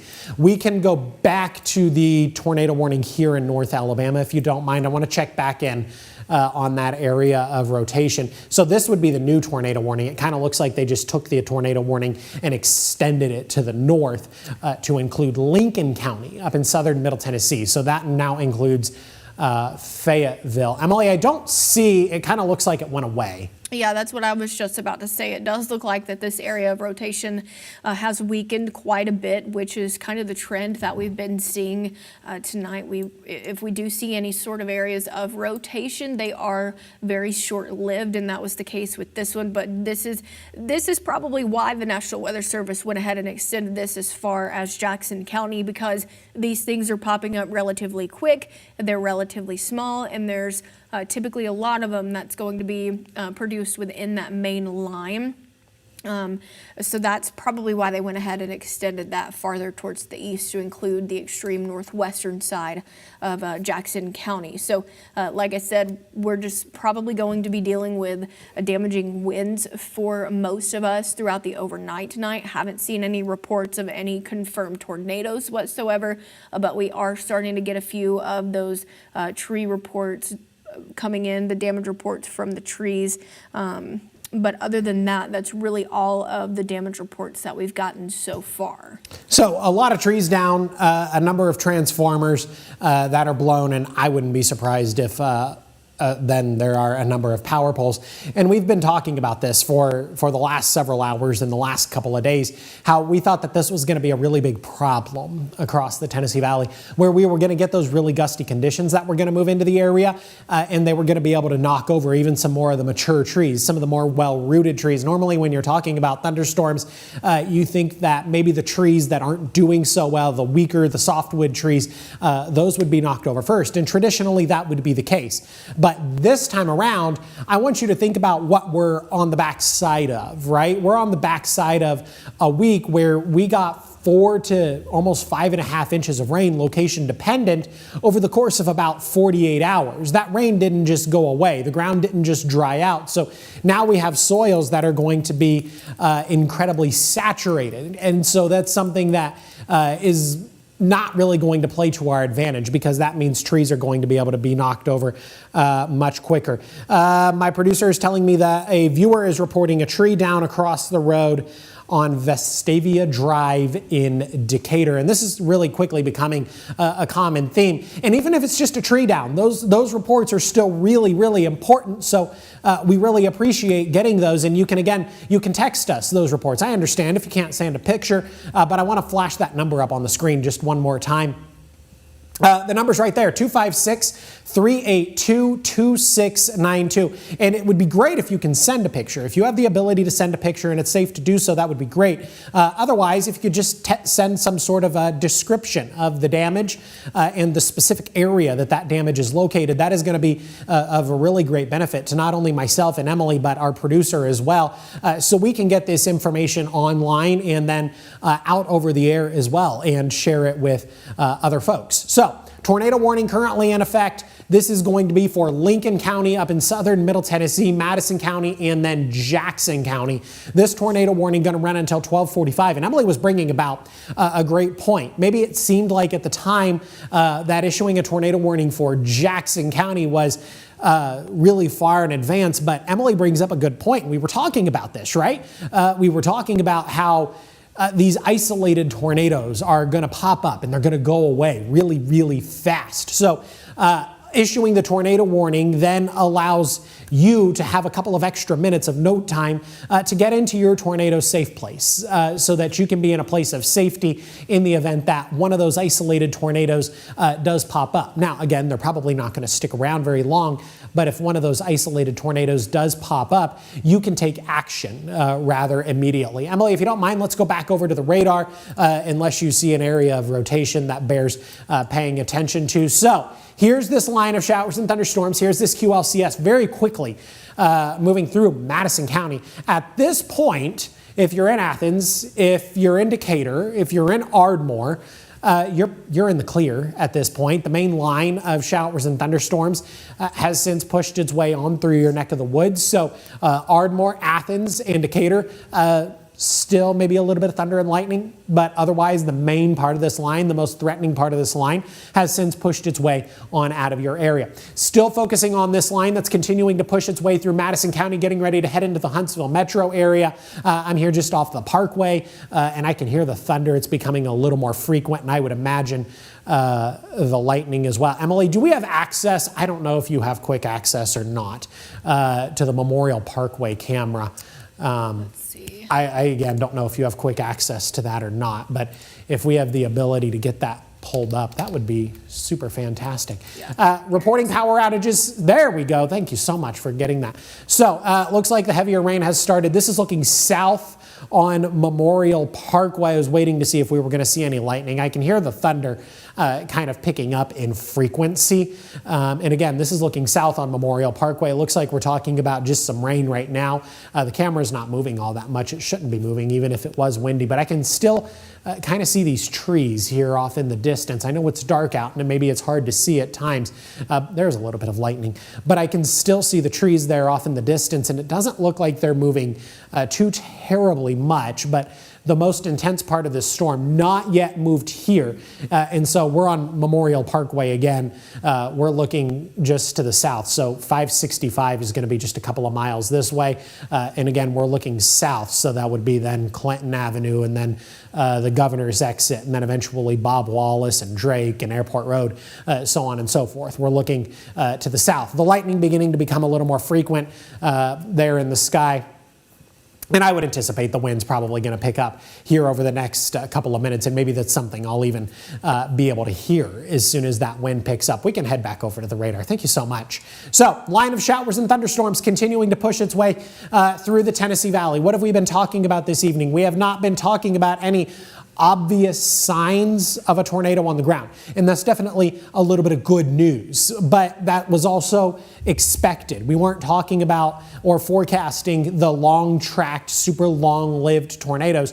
We were talking about tornadoes that if they actually develop and if they touch down, they were going to be really short-lived. They were not going to stay on the ground very long. And that's potentially what we've been talking about this evening. We were pointing out a couple of different areas of rotation through the course of this broadcast that have come and gone. They've come and gone very, very quickly. Over the course of even 1, 2, or even 3 minutes, an area of rotation has popped up and then it has gone away. And it looks like, at least as far as the northern Madison County portion, Emily, I'll have you go down here in just a second. It looks like the northern Madison County portion and then heading up into Lincoln County, it kind of looks like this line is losing a little bit of its intensity. Maybe it's breaking up just a little bit as it continues to push its way to the east. It kind of looks like it is. Still a fair amount of wind shear associated with this line, but at this point, as this storm continues to push its way to the east, I would imagine we're probably beginning to lose a little bit of that instability. So strongest part of this line, even some positive lightning strikes there across the Huntsville metro area. So the strongest part of this storm beginning to move its way into the Huntsville metro area. You can take off the lightning counter if you want, and we can get a better look there at what you just circled. And it does look like there might be a little bit of broad rotation there within what you just circled. So this would be north of Highway 72 and again north of 565. And again, it looks like it just broadened up. But if we're looking at an area of rotation, it would be right here. Here's kind of the red, and then you can see the green, and there's a little bit of gray area in between right here. So this would be north of Highway 72. Let's follow this for just a couple of minutes. Do you want to throw up the shear map? I think you just had it up. But if you want to throw it up just real quick, I want to see. Yeah, and I want to talk about how, you know, we had been talking about how we would see these trees topple over more easily. If you want to take a little bit of a break, Jordan, you can, because I'm going to talk for a little bit right here. That if you become under a severe thunderstorm warning, even those, I would probably honestly treat those with the same amount of treatment you would a tornado warning, because we do have such saturated soils. It's not going to take a lot of wind to topple trees over. And I probably would kind of gather my things and my family and get them in the most interior room of your home away from the windows, because trees could easily topple over on top of your roof. So I personally would treat these severe thunderstorm warnings like a tornado warning, and just to be on the safer side, because these trees will start to topple over more easily, of course, with the saturated soils. But as of right now, this is really the only area of rotation that we are seeing at the moment, is this one that's just north of the Huntsville metro. And I'm going to try to see. We don't have any new damage reports, so. Damage report that I do want to mention, and this is coming from our producer. She's working on getting image of this. Apparently there is a large tree down on Governors that would be blocking all 5 lanes of traffic. So as soon as we can get video or image of that, we will bring that to you as quickly as possible. Now I understand Governors is really big.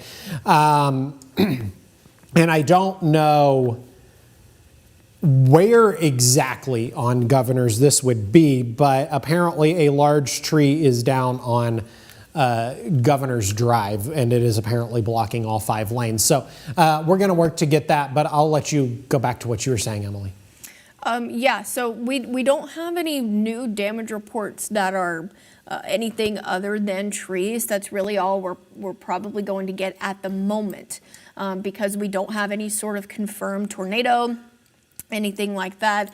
But I'm trying to see if we can get a camera pulled up for any of these locations that we've got going on. I'm not seeing anything right now that looks like it could potentially show anything. It's really just showing a lot of wind and rain This looks like it's Highway 431, kind of pointing towards the medical district. Really all you can see on this is some rain, some wind, and that's probably all you're going to be seeing for the time being.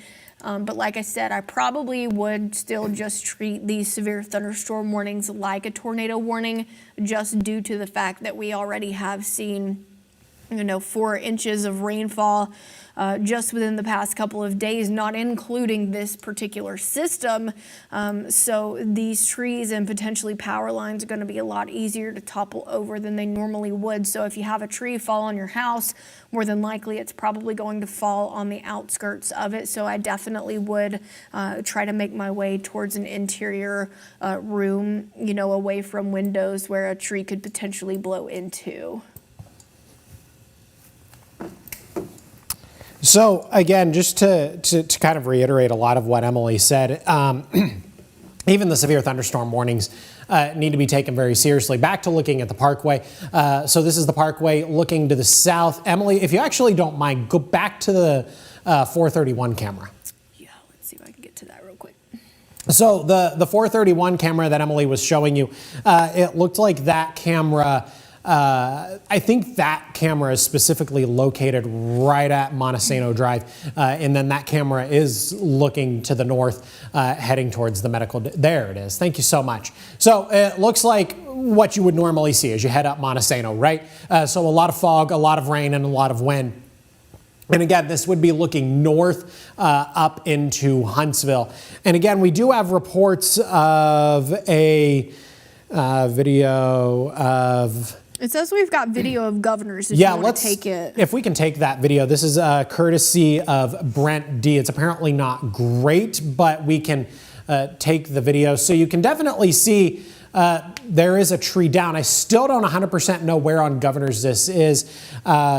Chloe, do we know where on Governors this is? And you can tell me in my ear, you don't she's working on finding that out. Thank you so much, Chloe. So this does look like a very large tree that is down on Governors. And again, thanks so much to Brent D for sending us this video. Greatly appreciate that. And I would imagine this is a lot of what we're seeing across the Tennessee Valley. And Emily was kind of hinting at that as these damage reports begin to come in. These very large trees that are going to be able to fall. Even some of the hardwood trees are going to be able to fall in these very gusty winds. So again, thank you so much to Brett. And again, I want to show the phone number just one more time, and then we'll head back over to the radar. So if you have the ability to send us a photo or send us a video, you can text us. You probably already took the photo and the video with your phone, so you have the ability to then text us that photo and that video 256-382-2692. The number's right there on your screen.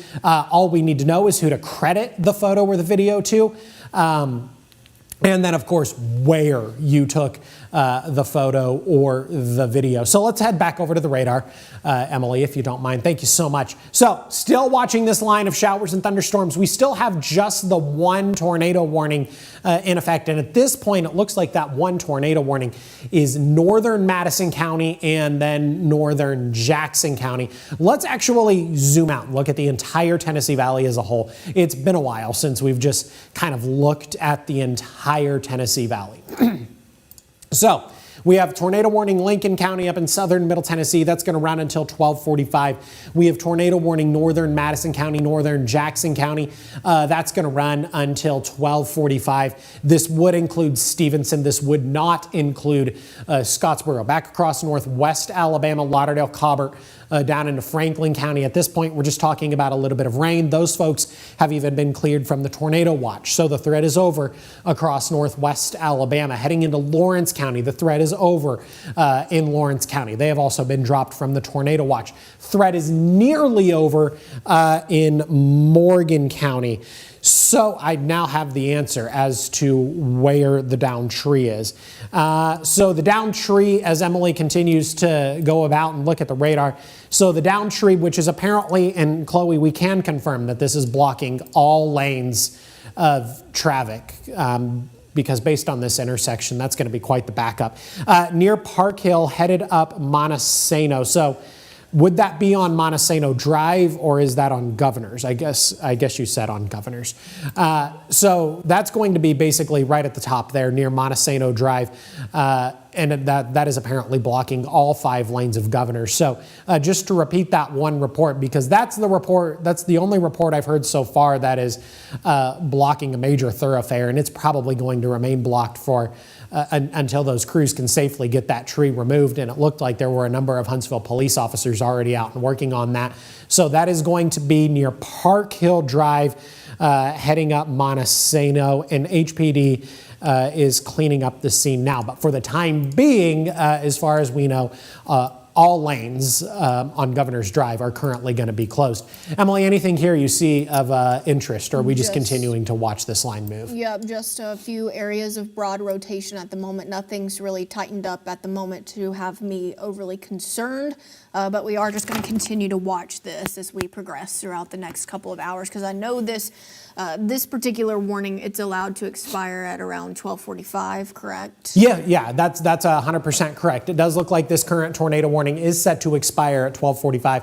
So at this point, we have less than 10 minutes on this current tornado warning. Emily, would you actually go ahead and put a loop on this just with the radar? Because to me, and maybe you agree, maybe you disagree, but to me, it looks like the main part of this line is really beginning to break up as it's moving into northeast Alabama. Like we're kind of starting the line here, back Athens, back Ardmore. And it was a really intense line of showers and thunderstorms, but as it's kind of moved through Madison County, and as it's kind of moved into Meridianville, into Hazel Green, it kind of really looks like this line is really beginning to break up a little bit. You're not really seeing that organization that we were even just 30 to 40 minutes ago, back when we were talking about this line back in Athens and back in Ardmore. It really looks like this line is weakened. Now, does that mean we can stop being concerned? No, absolutely not, because Emily was kind of alluding to it earlier. We're talking about some incredibly gusty winds, and given our saturated soils, those incredibly gusty winds are going to have the potential to do a lot of damage. Case in point, a lot of the trees that are being knocked down across the Tennessee Valley, a lot of the transformers that are being blown. We can go ahead. We have a new tornado warning. Yeah, until 1:30. This is going to be for Jackson and Madison County. So it looks like they're breaking up this particular polygon, the bigger one, and it looks like it's going to become possibly 2. That's what they're kind of debating on right now. I want to see what we're looking outside right now. So we're still just seeing a lot of wind and rain here on the Parkway. But yeah, it looks like we're going to have a new polygon, a new tornado warning that's going to be for Jackson and Madison counties. And this is going to last until about, I think they said 1:30. Yep. So, brand new tornado warning that is going to be in effect for Madison and Jackson County, and that's going to be until 1:30. And I'm going to go ahead and assume, and I think it's a pretty safe bet, Emily, that this is radar indicated. Yes. So radar indicated, what does that mean? Well, that means as we've gone through the course of this event, there are a couple of different indications on the radar that would lead us to believe that a tornado is possible. And we can stop the loop because it looks like the new polygon has in fact populated. And I told you earlier that if anything did continue, it would include Stevenson, would not include Scottsboro. So we're talking northern Jackson County at this point. We're talking northern Madison County, northern Jackson County. For the time being, this includes Meridianville and Hazel Green, things beginning to quiet down. Meridianville and Hazel Green, they're beginning to get on the backside of this storm. So Meridianville, Hazel Green, beginning to get on the backside of this storm. Emily, if you don't mind throwing up the lightning, please. I still want to see there what we're talking about as far as lightning. So still talking about a lot of thunder and lightning within this storm. So that's something we're going to continue to pay attention to here over the next several minutes, because the storm still a very powerful storm as it continues to push its way through northern Madison County, Meridianville, and then up into Hazel Green. And then as you head up into southern Middle Tennessee, now we're talking about Fayetteville up in southern Middle Tennessee. So a couple of different tornado warnings at play here. The one is about to expire. That includes Madison, Jackson, and North Alabama, Lincoln County up in southern Middle Tennessee. that is going to expire here in the next 3 minutes. That is going to expire at 12:45. We have the brand new tornado warning that is this polygon here. This includes Stevenson in Jackson County, getting really close to Bridgeport in far northern Jackson County. So this is going to be, again, Madison and Jackson counties, and then Lincoln County, and I believe that would then be Franklin County up in southern Middle Tennessee. Not Franklin County in North Alabama. That would be southern Middle Tennessee. So maybe Lincoln and Franklin counties. And it looks like that one is going to run until 1:30 in the morning. And like Emily was saying earlier, a lot of these tornado warnings, they tend to be, this evening it looks like they're going to be precautionary just because we're of the type of storm that we're talking about across the Tennessee Valley, where the wind gusts are definitely going to be the primary concern across the Tennessee Valley, but then we could get those embedded, isolated tornadoes to develop within this main line of showers and thunderstorms. So that's something we want to continue to pay attention to, something we're going to continue to check on, and obviously we're going to be with you until at least 1:30 in the morning. I want to check on the southern portion of this line of showers and thunderstorms, Emily. It has been a while since we've even looked at the southern portion. So we're heading down through Morgan County, down into Coleman County. Severe thunderstorm warning there by the looks of it. Again, still very intense line of showers and thunderstorms. We just have no tornado warnings here. Line of showers and thunderstorms looks like it's probably moving through Owens Crossroads as we speak, probably making a lot of noise, some very gusty winds, frequent thunder and lightning. And then eventually, probably over the next 5 minutes, this line of showers and thunderstorms is going to begin to push its way into Gunnersville and then eventually into Albertville. We're going to see some showers and thunderstorms heading into Scottsboro. Now, Scottsboro, not necessarily included in the tornado warning, but it's still going to get incredibly loud and it's still going to get incredibly windy. You're going to see a lot of that lightning, and of course, you're going to get that very heavy rain. The tornado warning is technically far northern Jackson County. Now, we do have a new severe thunderstorm warning that does include Morgan County, actually a good chunk of North Alabama, and even up into southern Middle Tennessee. And it looks like that severe thunderstorm warning probably going to run until 1:45 a.m., I believe I saw. So, line of showers and thunderstorms continues to push its way to the east. Now, this line of showers and thunderstorms has been moving very quickly, 50 to 60 miles per hour through the course of its life. And it's going to continue to push its way to the east here over the next several minutes, beginning to get on the backside of the Tennessee Valley, heading into the far eastern portions of the Tennessee Valley. So we're almost done. We're going to stick with this storm probably through its entire time as it moves through the Tennessee Valley, but we don't have a lot of time left. There's that brand new severe thunderstorm warning. That's going to be for Jackson and DeKalb counties as well. That would include Madison County, and I believe this severe thunderstorm warning is the one that is going to run until 1:45 for Jackson and DeKalb counties. This includes Scottsboro. This includes Fort Payne. This would be Gunnersville. This would be Albertville. This would be Arab. As a matter of fact, it'll be an Arab within the next now.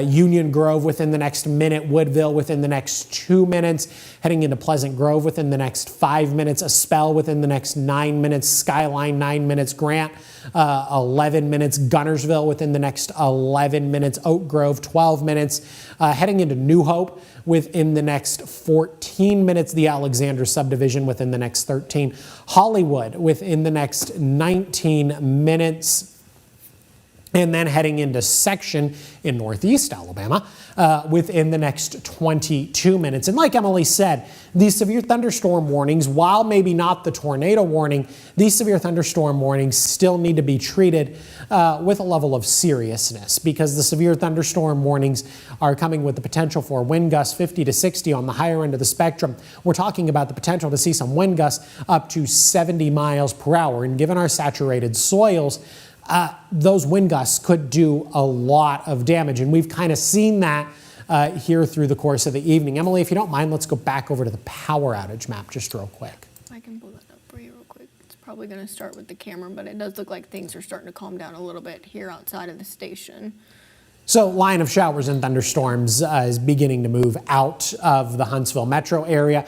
These are estimated power outages. And again, these are just simply estimates. I would anticipate that these numbers are probably going to be just a little bit higher. Right now, 3,000 customers estimated to be without power in Madison County, probably 500 to 1,000 without power in Morgan County, 1,500 to probably 2,000 or 3,000 in Coleman County, and then still much the same across Northwest Alabama. Really haven't seen these numbers update in the last several minutes. Still probably 5,500 to 10,000 without power in Lauderdale County. Then you head down into Colbert, Franklin County, and Lawrence County, where you're talking about probably anywhere between 1,000 and 2,000 customers without power. Still no reported power outages up across southern Middle Tennessee, but a number of customers reported without power here in North Alabama. And as these storms do move into Northeast Alabama, no reported power outages right now, Jackson, DeKalb, and Marshall counties.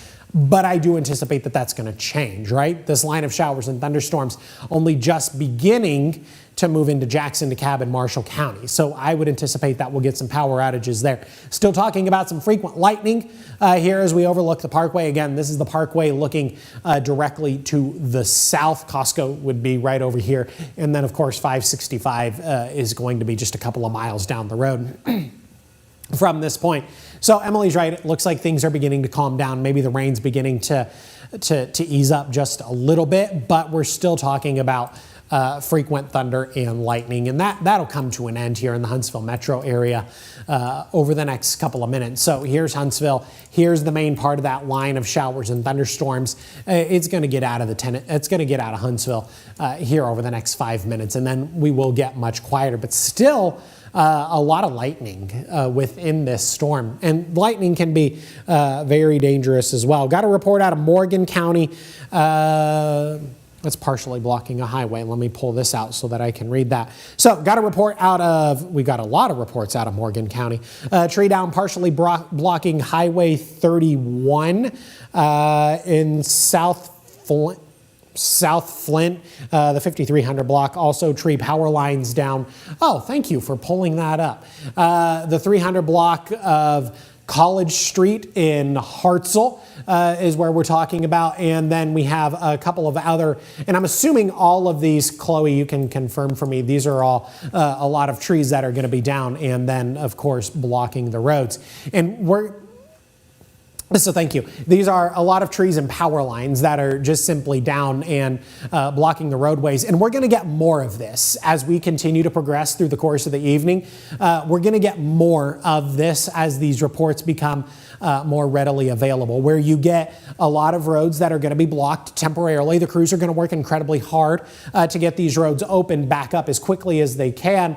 But this is at least a short list of what we have for you right now of either trees or power lines that are down, and then those are going to interfere with roadways. And that's because we're talking about this incredibly intense line of showers and thunderstorms that continues to push its way through the Tennessee Valley. We do still have the tornado warning in effect for Madison and Jackson counties in North Alabama, Lincoln County up in southern Middle Tennessee. And it looks like this tornado warning is going to run until 1:45 a.m. Now, these are radar indicated. We have no confirmed reports of a tornado on the ground. We haven't gotten any of those yet this evening. These are just simply radar indicated, where we get a radar scan that picks up on an area of tightened rotation. It might stick around for 1 or 2 scans, but then it goes away very quickly. Just because it goes away very quickly doesn't mean that it needs to be taken less seriously. It's still something that needs to be taken incredibly seriously. Just like Emily was saying earlier, we also need to take the severe thunderstorm warnings very seriously, because again, the big concern tonight, yes, the isolated tornadoes that are going to be possible across the Tennessee Valley. But Real the quick, big, Jordan, I yes. just want to reiterate, because I'm keeping up with our Facebook comments as well, just to make sure that we tend to everybody as quickly as we can.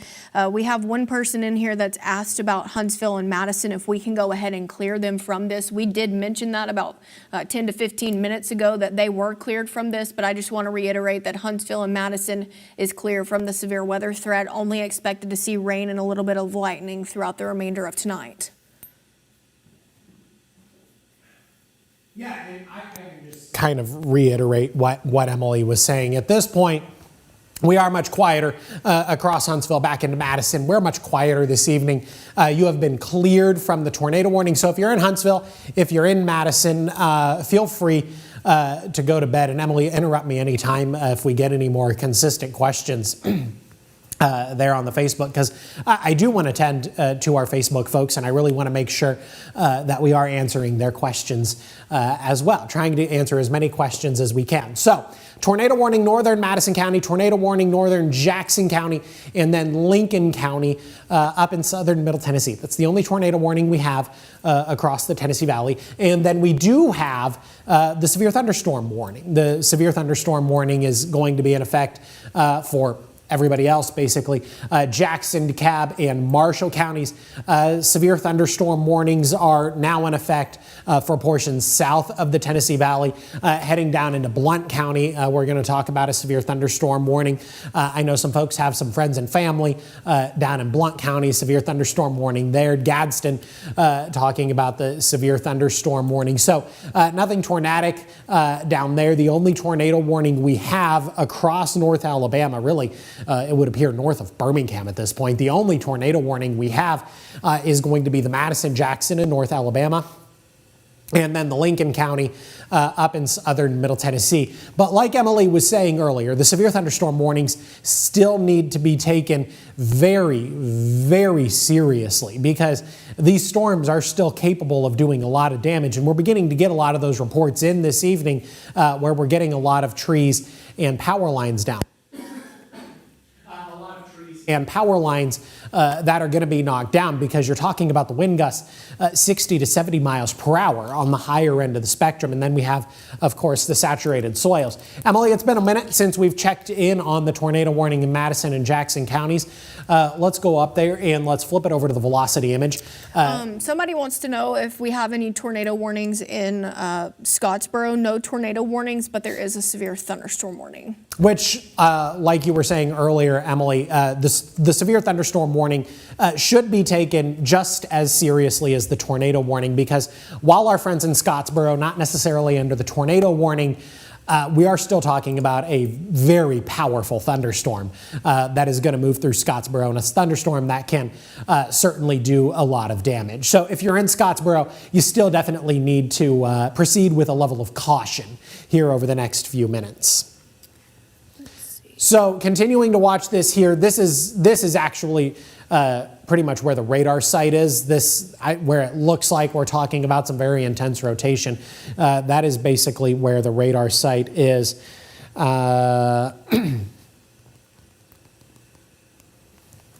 So we're going to continue to pay attention to this for the next couple of minutes. I don't really see.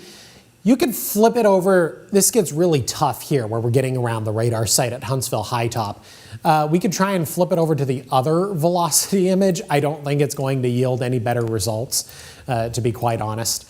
Yeah, it's not really going to yield really anything better. Still talking about a lot of wind shear. That's the one thing we definitely can acknowledge, is that we're still talking about a lot of wind shear within this storm. The wind shear really has not backed off here over the last couple of minutes. And so that's definitely something that we're going to continue to pay attention to, is the amount of wind shear that is going to be located within these storms. Again, wind shear is a change in wind speed and wind direction as you go up in altitude, which means even though we're moving into northeast Alabama, we still have a lot of wind shear, and we kind of anticipated that the wind shear would stick around. It's the lack of instability, I think, that still is going to exist. I know we're carrying the tornado warning through into northeast Alabama, but I still think there's a bit of a lack of instability over in northeast Alabama, just kind of considering their inabilities to warm up this afternoon. So we're still going to pay attention to this, though, because we still have the tornado warning that is going to be in effect until 1:30. So I believe that's right. Yes. Madison and Jackson counties, thank you. And then Lincoln County up in southern Middle Tennessee, that tornado warning is going to run until 1:30. We can go back over to the radar, please. Real quick, we just got another Facebook question wanting to know if there's any warning in Huntland, Tennessee. Huntland, Tennessee is in Franklin County, Tennessee. That's usually not in our coverage area, but I do know that we do have a lot of viewers that still are able to watch us there as well. And yes, Huntland, Tennessee is included in a tornado warning. So just to be on the safe side, probably going to stick with that particular warning until about 1:30, so you can let anybody know that you do know in Franklin County in Tennessee that this tornado warning is going to continue to about 1:30 there as well. So this is, again, another one of those kind of all-encompassing tornado warnings where we're talking Lincoln and Franklin counties up in southern Middle Tennessee, and then Madison and Jackson counties in North Alabama. And both of these tornado warnings, actually, they're kind of the same tornado warning. They are all going to run until 1:30. And it really doesn't matter whether you're in southern Middle Tennessee or whether you're in North Alabama. It looks like the threats are going to remain the same as these storms continue to push their way on through. If you're in Stevenson, I want you to be in your tornado safe place. Now, somebody was asking about Scottsboro a little while ago. Again, not included within the tornado warning, but it is about to get really loud in Scottsboro. It's going to get really loud. It's going to get really windy. We're also going to get frequent thunder and lightning in Scottsboro, probably within the next 2 to 3 minutes. Stevenson, much the same. It's going to get really loud. It's going to get really windy. And Stevenson is included within the tornado warning. So especially if you're in Stevenson, you need to be heading into your tornado safe place. You should already be there. But if you're not, you should head there right now. And then, yeah, Emily's right. We do have a lot of viewers up in southern Middle Tennessee, and I certainly don't want to neglect our friends up in southern Middle Tennessee. I know a number of folks actually are able to watch us in Winchester. Emily was talking about somebody in Huntland in Franklin County. Again, you need to be in your tornado safe place. If you're in Huntland in Franklin County, if you're in Winchester, you definitely need to be in your tornado safe place because you are included within these tornado warnings. Now, if we go all the way back to Fayetteville up in southern Middle Tennessee, all the way back into Lawrenceburg, at this point, you are in the clear. Yeah, it's still raining in Fayetteville, and it's going to continue raining for the next several minutes. But your threat of anything tornadic, your threat of anything severe at this point has come to an end, where it has not in North Alabama. We're talking about Stevenson. We're talking about Scottsboro, where it's going to get incredibly windy here within the next couple of minutes. We're getting a lot of comments asking about Newmarket and Meridianville. Both of those are clear from this severe weather threat. You're just going to continue to see rain for the rest of the night tonight.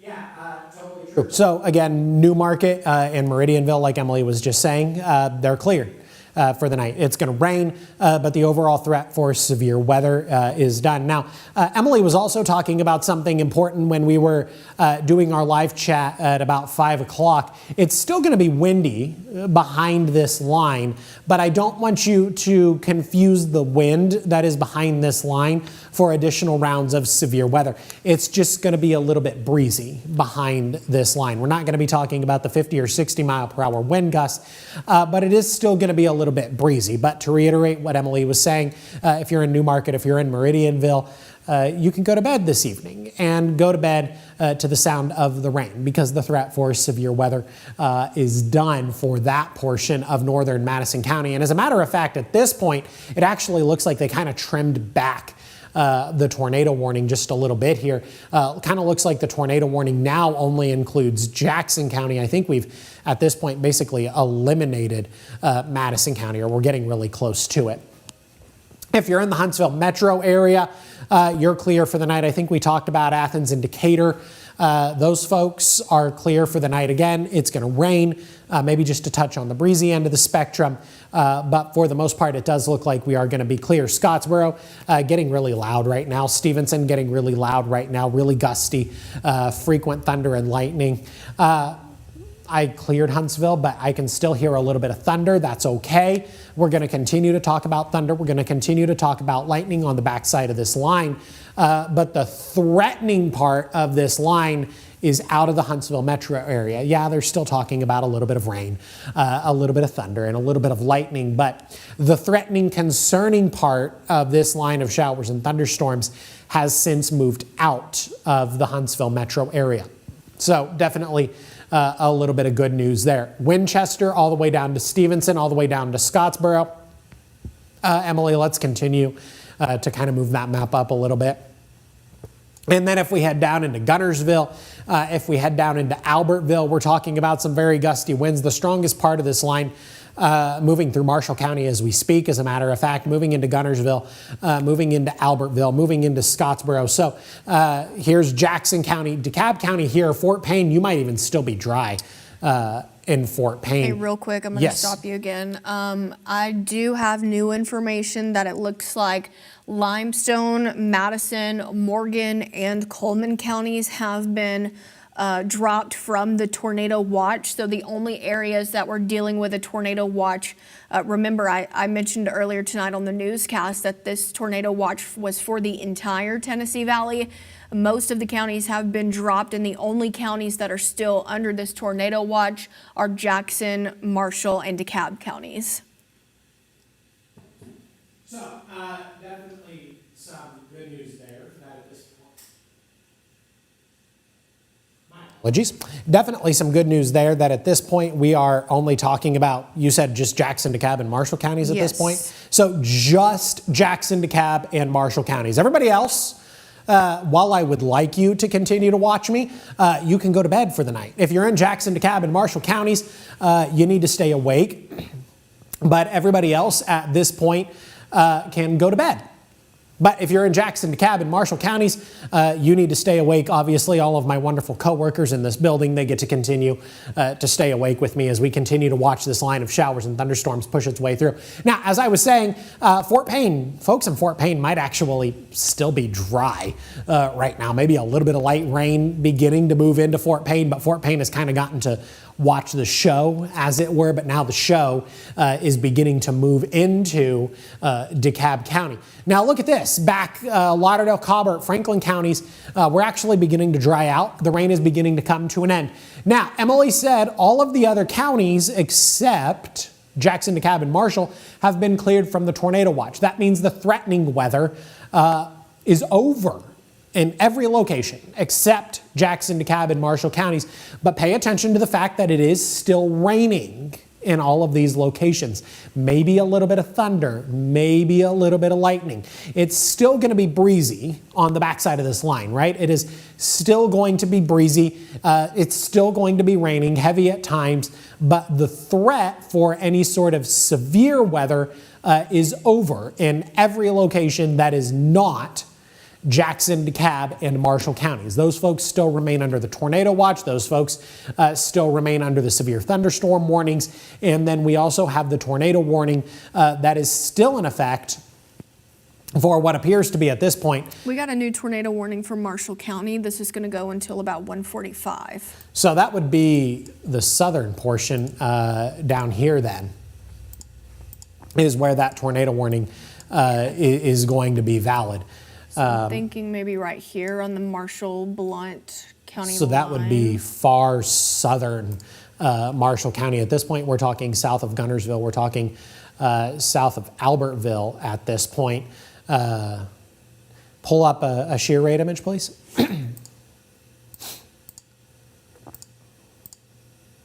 Yeah, so a lot of wind shear there, and that does correlate very closely to that area of increased location. So yeah, that's definitely got to be the area we're going to focus on. I'm sure the red box will pop up here in just a couple of seconds. So new tornado warning for Marshall County. It looks like that's going to run until 1:45.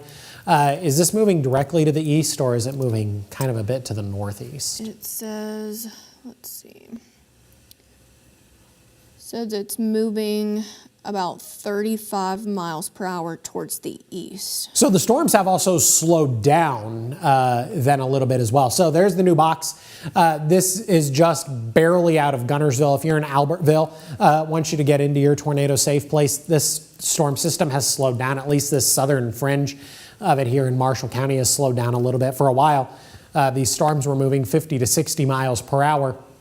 But now these storms have slowed down, moving about 30 to 40 miles per hour. So brand new tornado warning in effect for Marshall County and DeKalb County there, it looks like as well, going to run until 1:45. So now we have two different tornado warnings at play once again. The first one is going to be for Jackson County. That's going to run until 1:45. And then we have DeKalb and Marshall counties.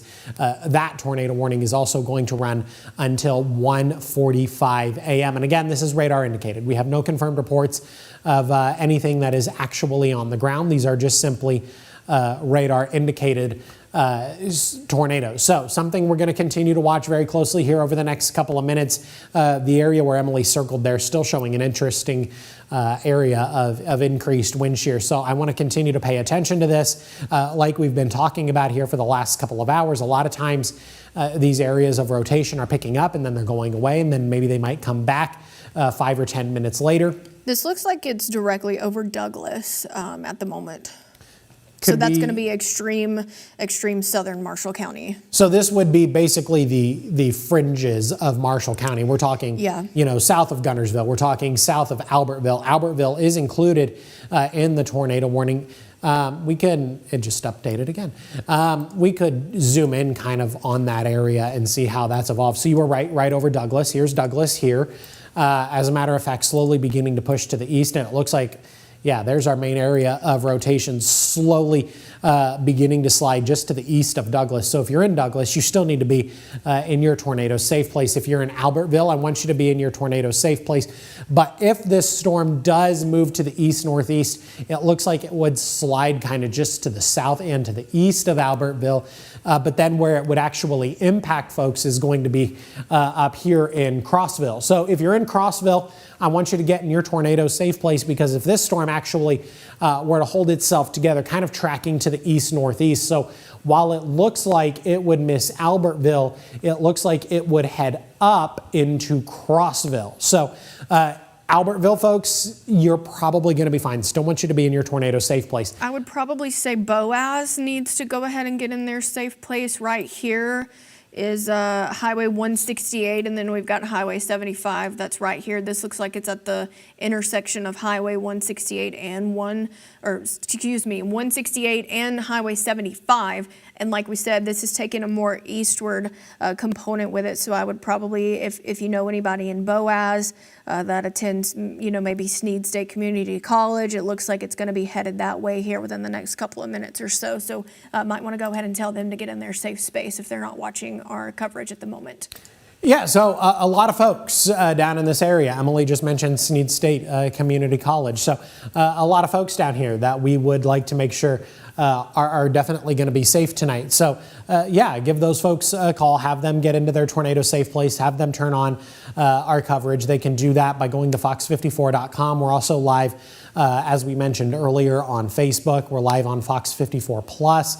So a number of different places that folks could watch us. So it looks like the main area of rotation just now to the east of Douglas. It also looks like it's broadened up just a little bit. But does that mean we're in the clear? No, absolutely not. We're still talking about the tornado warning. Tornado warning going to be in effect until 1:45. If you're in Albertville, want you to get into your tornado safe place. If you're in Crossville, again, want you to get into your tornado safe place. Again, it looks like the rotation has broadened up just a little bit, but it's still something that we're going to continue to pay attention to, because that rotation, just as quickly as it broadened, it could easily tighten once again. So something we're going to continue to pay attention to here over the next several minutes as this line of showers and thunderstorms pushes its way on through northeast Alabama.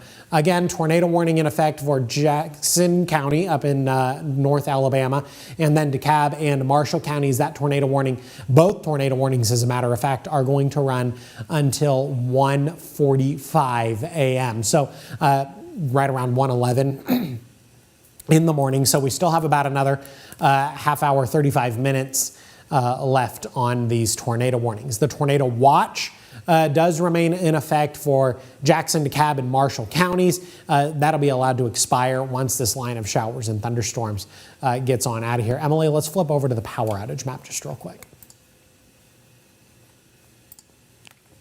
Can also have a look at the parkway.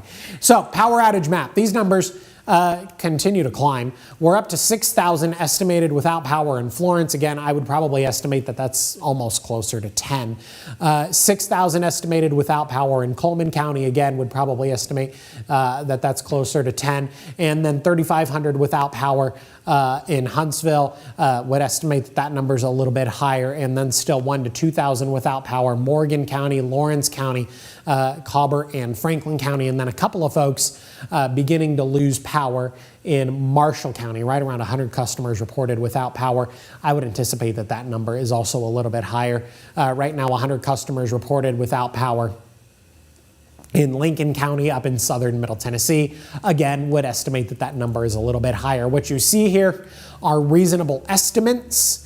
But I would also bet that these numbers are going to be a little bit higher. So a number of folks really beginning to lose power this evening. No surprise there. We've got a lot of trees down. We've got a lot of power lines that have been knocked over as these showers and thunderstorms move through the area. So power outages are going to continue across northeast Alabama, likely here over the next 15, 20, and 30 minutes as these showers and thunderstorms move through. Again, wind gusts are potentially going to be 50 to 60 on the higher end of the spectrum. We could be talking about wind gusts upwards of 70 miles per hour. So those can do a lot of damage and those can knock out power very, very, very quickly. Strongest part of the storm currently pushing its way through Albertville. It's going to be in Geraldine soon. It's going to be in Crossville soon. Beginning to push its way on out of Gunnersville. Gunnersville, you're probably beginning to quiet down. Still maybe a bit noisy.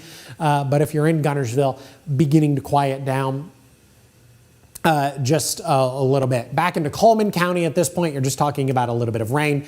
Baileyton, Holly Pond, Coleman, of course. Those folks, you can now head to bed for the evening. But if you're in Albertville, you should remain in your tornado safe place. Strongest part of the storm currently pushing its way through Albertville, pushing its way out of Douglas, and again, pushing its way out of Gunnersville. But again, if you're in Geraldine, if you're in Crossville, you need to be prepared because over the next 5 or 10 minutes, this storm is going to begin to push its way in. Let's move up to the other tornado warning that we have. We'll come back to this one here in a couple of minutes. So we still have our tornado warning in effect for Jackson County. That is going to run.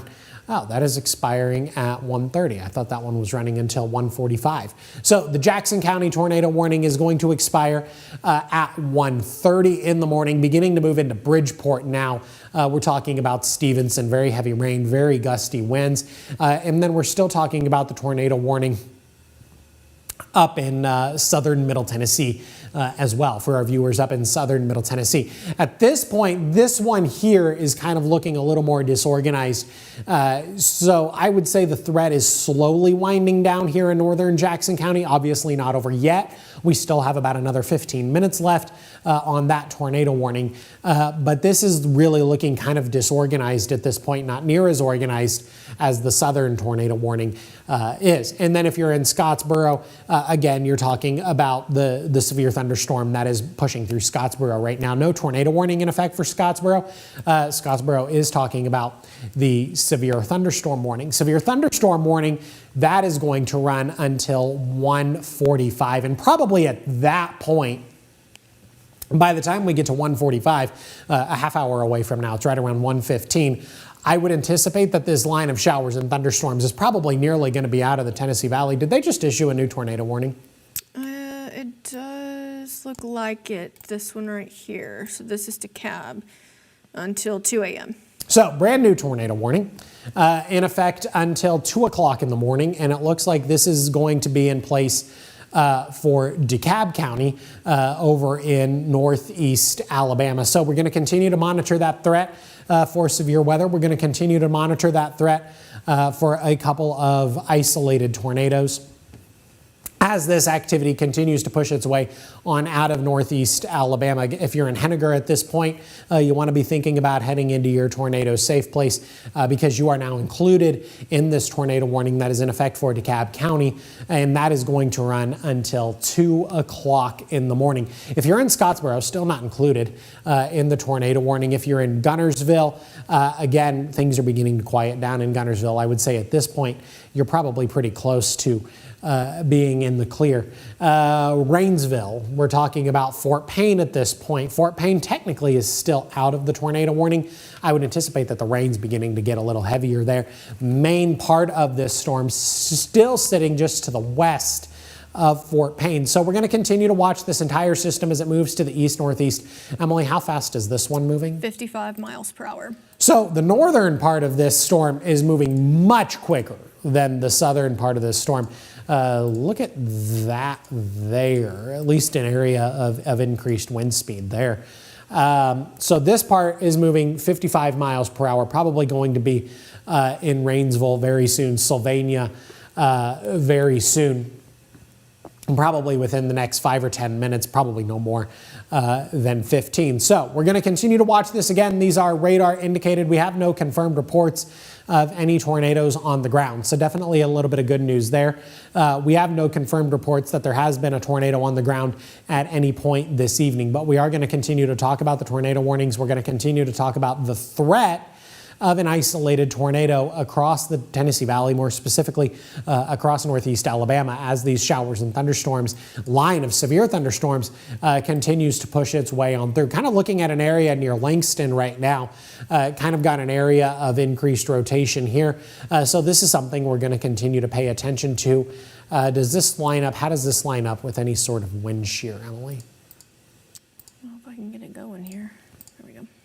So continuing to talk about the areas of increased wind shear, kind of looks like we're getting into maybe some of the reds there as far as the wind shear is concerned, which means that wind shear is picking up a little bit. And that tends to happen over in northeast Alabama, where the wind shear can be a little bit more severe. Langston, again, you should be in your tornado safe place. If you're in Fife, you're technically not in the tornado warning, but if you're in Fife, I think I would really like it if you'd get into your tornado safe place, because this line going to continue to push to the east-northeast. So while you're not necessarily included in the tornado warning, you are included in the severe thunderstorm warning, and this storm is packing quite a punch. We have numerous damage reports across the Tennessee Valley. Primarily, we're talking about trees and power lines. If you're in Rainsville, you need to be getting into your tornado safe place. If you're up in Henniger, again, need to be getting into your tornado safe place as this line of showers and thunderstorms pushes its way on through the Tennessee Valley. And again, it does have the potential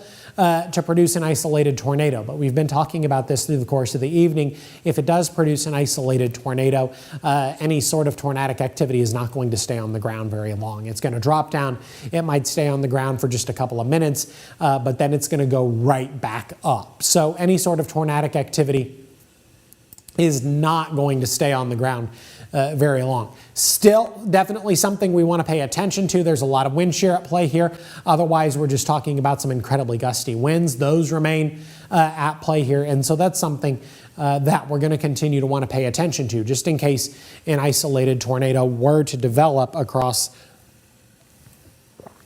far northeast Alabama. So again, tornado warnings in effect.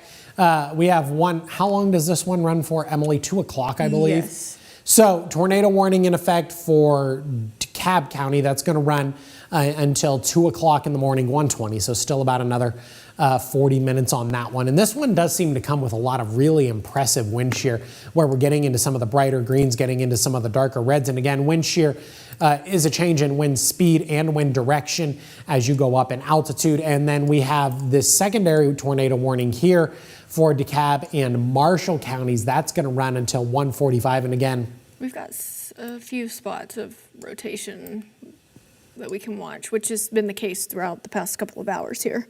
yeah, we've had a lot of this going on where we get these multiple areas of increased rotation. Now, they might only stick around for 1 or 2 scans, but it's still definitely something that we're going to want to pay attention to, because an area of rotation that is tightening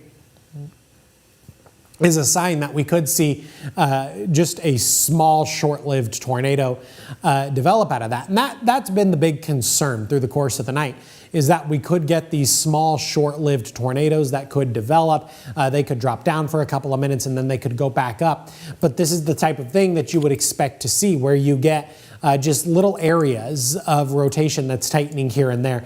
They probably won't stick around very long, but it's still something that we're going to want to continue to pay attention to. Emily going ahead and putting a track on this. Again, this storm moving at about 50 or 55 miles per hour. So it's going to be in Fife within the next 4 minutes. It's going to be in Hodge right now. Dutton within the next 3 minutes. Again, Fife within the next 4 minutes. Shiloh within the next 5 minutes. Heading into Plainview, Sylvania, the next 10 and 11 minutes. Heading into Henniger in the next 12 minutes. Rogers within the next 22. Valley Head within the next 25 minutes. And then at this point, by the time we get to Mentone, we're heading to the Alabama-Georgia state line. Looks like it's going to be in Mentone within the next 25 or 26 minutes. So again, if your city is in the list here, then it would be a really good idea to be in your tornado safe place, because we are talking about very powerful thunderstorms that are currently moving through northeast Alabama. These storms do have a history of doing a little bit of damage. Specifically, these storms have a history of doing a lot of tree damage and then probably knocking over some power poles. We've had some reports through the course of the night of some transformers that have been blown, and that has resulted in a lot of power outages in different locations across the Tennessee Valley. So this is something you certainly want to pay attention to. This is something you definitely don't want to let your guard down. I know it's late. I know it's almost 1:30 in the morning, but this is something that we definitely still want to continue to pay attention to as this powerful line of showers and thunderstorms moves its way on through. Rock City right now, Dutton within the next 2 minutes, Fife within the next 3, Rainsville within the next 7, Plainview within the next 9, Sylvania in 10 minutes, Henniger within 11 minutes, Fort Payne within the next 15 minutes, Lakewood within the next 20, Rogers in 21, Valley Head 24, and then Mentone within the next 25 minutes. And again, this line of showers and thunderstorms is moving rather quickly. It's moving east-northeast at about 50 or so miles per hour. The exception kind of seems to have been the southern portion of this line. It seems the southern portion of the line has been moving a little bit slower, maybe at about 35 or 40 miles per hour. Still, it looks like by the time we get to 2 o'clock in the morning, line of showers and thunderstorms will exit the Tennessee Valley and then head over into the state of Georgia. Let's send it back over to the radar, Emily. Looks like we've got a new tornado warning for Jackson County, and this one's going to go until 2 as well. So, nope, that's not it. It hasn't populated yet. So, brand new tornado warning in effect for Jackson County.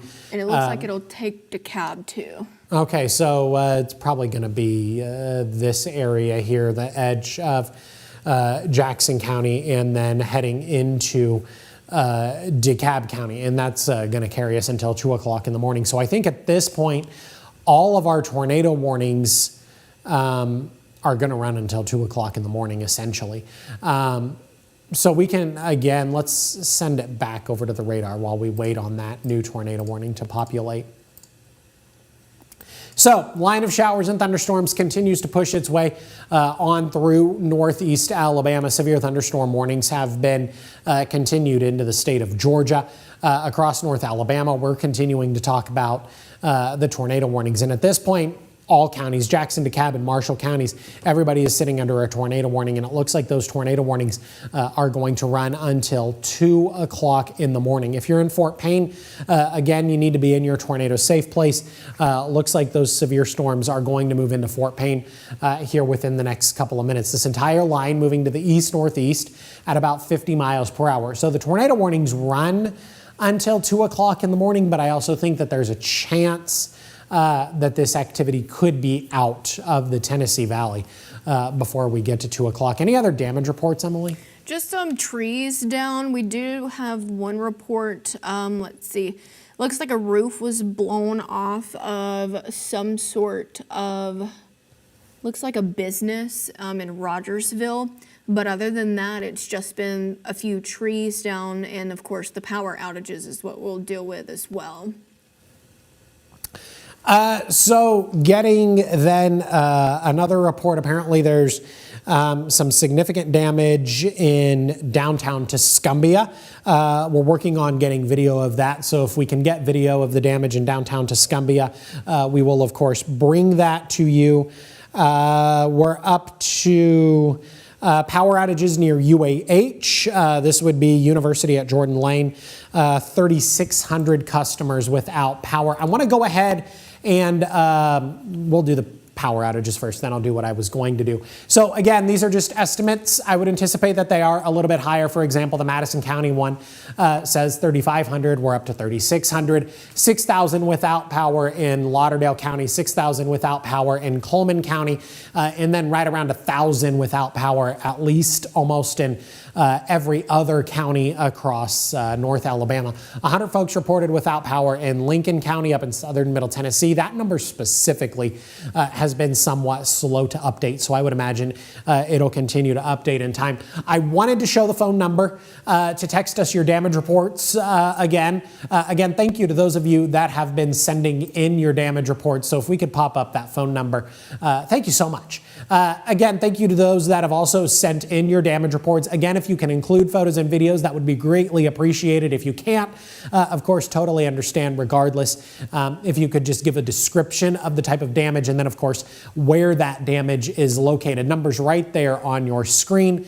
256-382-2692. Again, you can text us your damage reports. That is incredibly helpful to not only myself and Emily, but my producer in the back. She is able to communicate those damage reports to the rest of the building, and we're able to get a lot of those damage reports out to y'all so that we can just kind of give you an example of what's going on across the Tennessee Valley. So again, if you can send photos and videos, and you can include photos and videos, that is, of course, much appreciated. But if you could at least tell us what's going on where you live. The number's right there on your screen, 256-382-2692. Tell us what sort of damage you have. If you have any sort of power outages, if you are without power, we would love to hear that information as well. So we're going to continue to monitor things here over the next several minutes. Again, the other damage report that we have is that apparently there is significant storm damage in downtown Tuscumbia. I don't know if it's up and running, Chloe, but we do have a Tuscumbia camera. I don't 100% know if it's up and running, but I know one does exist. I don't know if it would be helpful in this case, but I do know that we do have a Tuscumbia camera. So we're continuing to watch the showers and thunderstorms as they move through northeast Alabama. Again, a number of tornado warnings associated with this line of showers and thunderstorms beginning to move out of Scottsboro, beginning to move out of Stevenson. Showers and thunderstorms beginning to move into Fort Payne. So if you're in Fort Payne, you definitely need to be in your tornado safe place at this point, because the most intense part of this line of showers and thunderstorms is currently moving into your neighborhood. If you're in Albertville, I would say our friends in Albertville at this point are probably in the clear. We do have a statement from the city of Tuscumbia. And again, Chloe, if that camera is actually working, it is in downtown Tuscumbia. But if the camera is working, I don't know if it would offer us anything. So this is a statement from the city of Tuscumbia. Downtown Tuscumbia was directly impacted by the overnight storm. There is significant damage being reported in downtown Tuscumbia, and they are asking community members to refrain from heading into downtown Tuscumbia, and that would be for their own safety. So significant damage is being reported in downtown Tuscumbia, and the city of Tuscumbia is asking folks that might live over there if they could refrain from heading into downtown. They would really appreciate it if we would allow first responders the time and the space to assess the evolving situation and to be able to assist citizens who live downtown. So apparently a lot of damage being reported out of Tuscumbia. Again, the city is urging you to kind of stay away from downtown Tuscumbia to allow the first responders the ability to do their job. So we're going to continue to watch that. If we can get any photos and videos from Tuscumbia, we'll certainly be able to show those. Those would, of course, come from official sources. I don't want to urge anybody to go out into downtown Tuscumbia because the city, of course, doesn't want anybody going out into downtown Tuscumbia. The city would really appreciate it, as a matter of fact, if you would avoid going into downtown Tuscumbia. And based on what it sounds like, the scope of the damage there, I would say maybe even continue to avoid that in the morning. So, continuing to watch the line of showers and thunderstorms moving through northeast Alabama. Henniger within the next 2 minutes. Eider within the next 8 minutes. Heading into Valley Head within the next 14 minutes. Mentone within the next 15 minutes. And then at that point, it appears that we would be moving into the state of Georgia.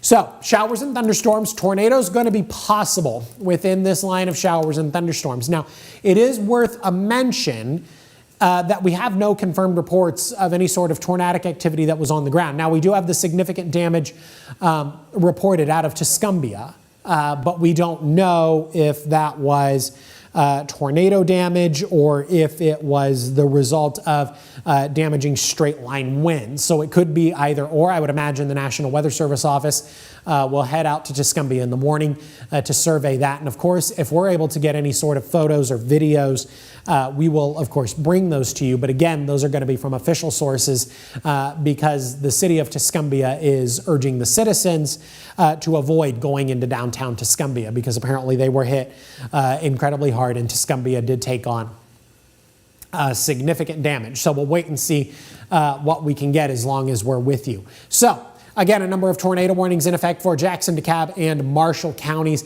No tornado warnings in effect for our southern Middle Tennessee county. So I know we have some viewers up in southern Middle Tennessee. At this point, I would say our southern Middle Tennessee counties, Lincoln County, Franklin County, those folks are in the clear and can head to bed for the night.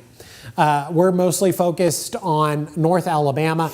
Not a lot of time left for this line of showers and thunderstorms to get out of northeast Alabama. We're going to continue to watch this. We're going to continue to monitor it. At this point, tornado warnings in effect until 2 o'clock in the morning. So this is something we're going to want to pay attention to, but there's not a lot of North Alabama left. Showers and thunderstorms beginning to move into Fort Payne, frequent thunder and lightning, gusty winds. We're also talking about, of course, very heavy rain. Now, on the other end of the spectrum, Emily's showing us the rest of the Tennessee Valley.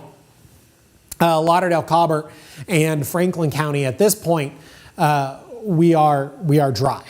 We are calm over in northwest Alabama, Lauderdale, Colbert, Franklin County, beginning to dry out in Lawrence County, still talking about some rain in Morgan County. So it looks like Marshall was able to be dropped from that tornado warning. So Marshall no longer included? No. So that's just Jackson and DeKalb counties then that are going to be under the tornado warning until 2 o'clock. So a little bit of good news there. Marshall County no longer under the tornado warning. The threat for severe weather in Marshall County appears to be over for the night. So if you're in Marshall County, I bid you a very good night and you can now head to bed. If you're in Jackson and DeKalb counties, you need to continue to stay awake with me at least for the next few minutes, at least for the next 20 to 30 minutes. That's all you have to do. Just hold out for another 20 to 30 minutes as we continue to talk about this line of showers and thunderstorms. So tornado warning still in effect for DeKalb County. That says until 2:15. I could have sworn it was for 2 o'clock in the morning. It's 2:15. I'm looking at it right now. So I think this might have been the newer tornado warning. You did mention that Yes. just not too long ago, that a new tornado warning was issued for DeKalb County. So this is going to run until 2:15. I don't think it's going to be in DeKalb County until 2:15. How fast is this one moving, Emily?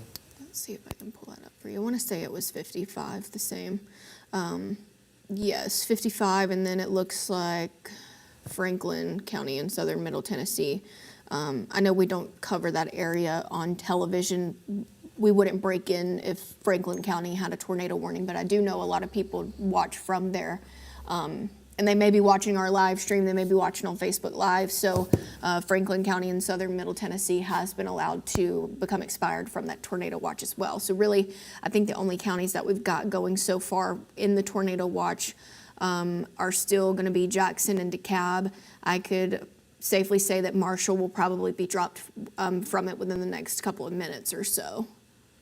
So we're getting a lot of improvement across the Tennessee Valley in that we are able to drop different areas from the tornado warnings. So definitely some good news there. We're able to drop from the tornado warnings. We're able to drop from the tornado watches. The threat is nearly over. At this point, we have just a little bit of northeast Alabama left to go. And then, like Emily was saying, our friends in Franklin County up in southern Middle Tennessee, and Emily's right, we do have a number of viewers up in Franklin County in southern Middle Tennessee. We have a number of viewers in Lincoln County, and so want to make sure we keep those folks informed as well. The threat As soon as I said that, Marshall has been dropped from the tornado watch. Perfect timing.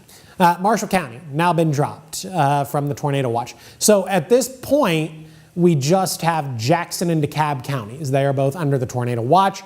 They are both under a tornado warning.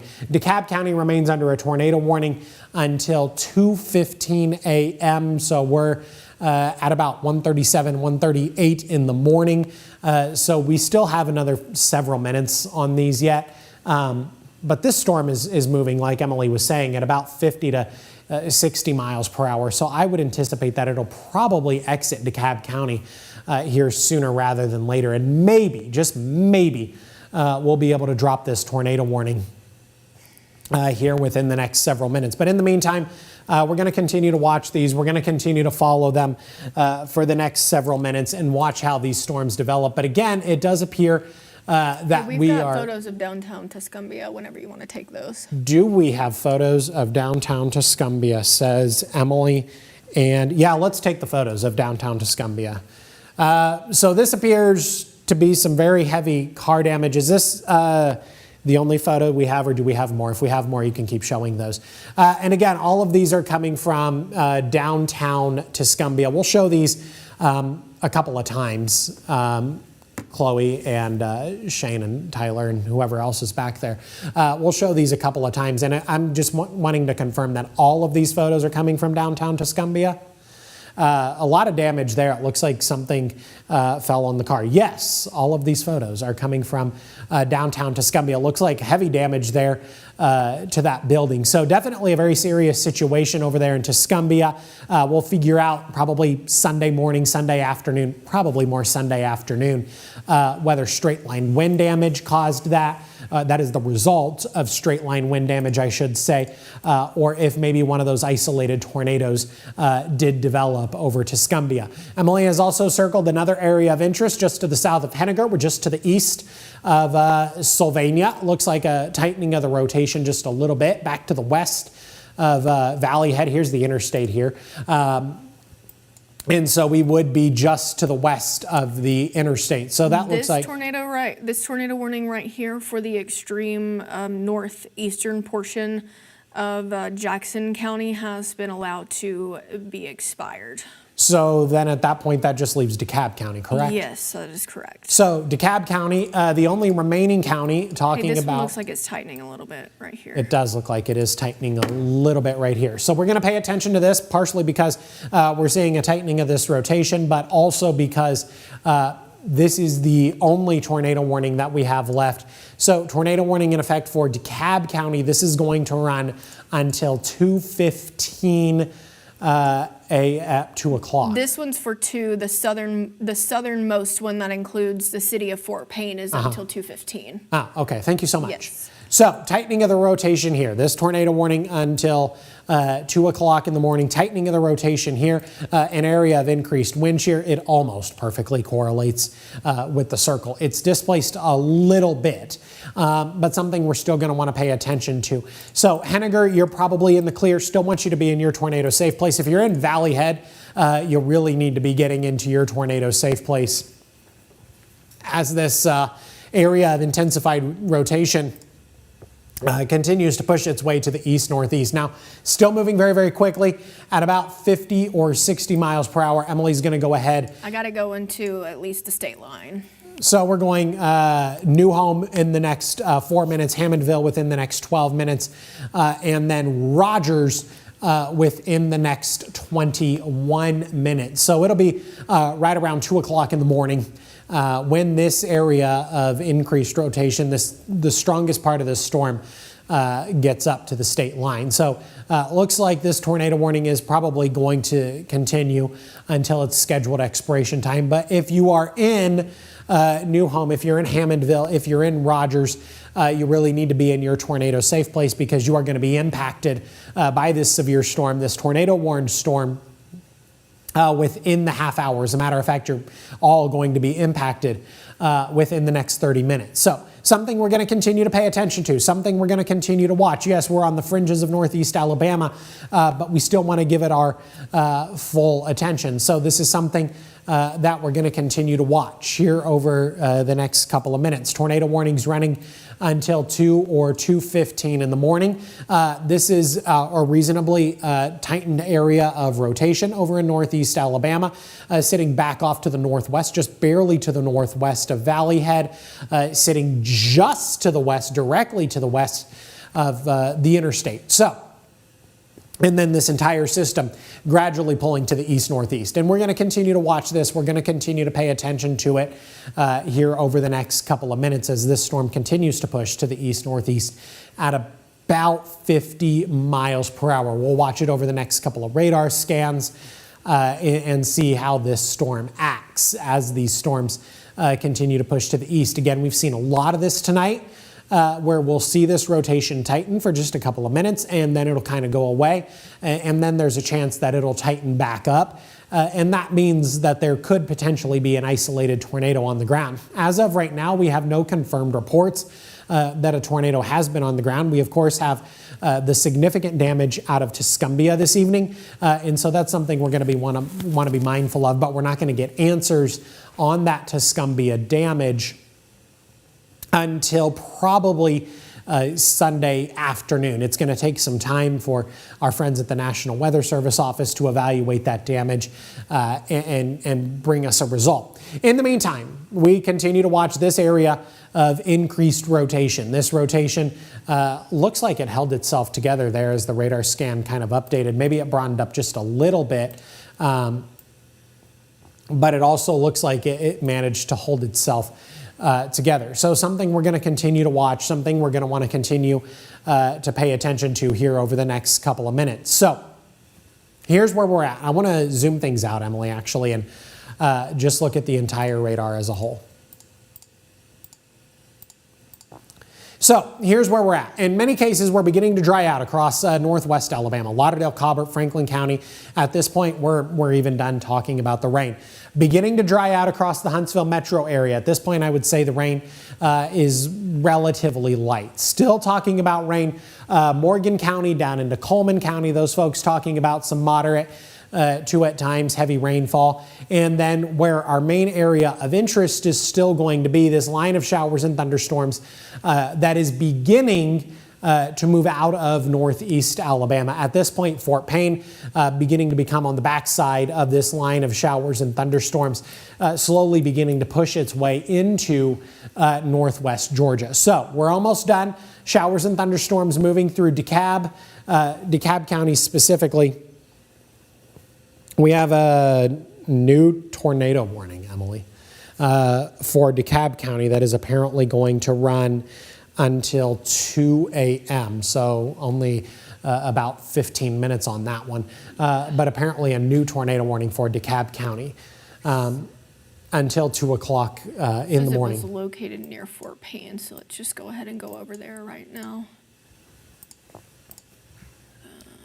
So what we're looking at right now is an area of tightened rotation that has prompted a new tornado warning. And that new tornado warning is going to run until 2 a.m.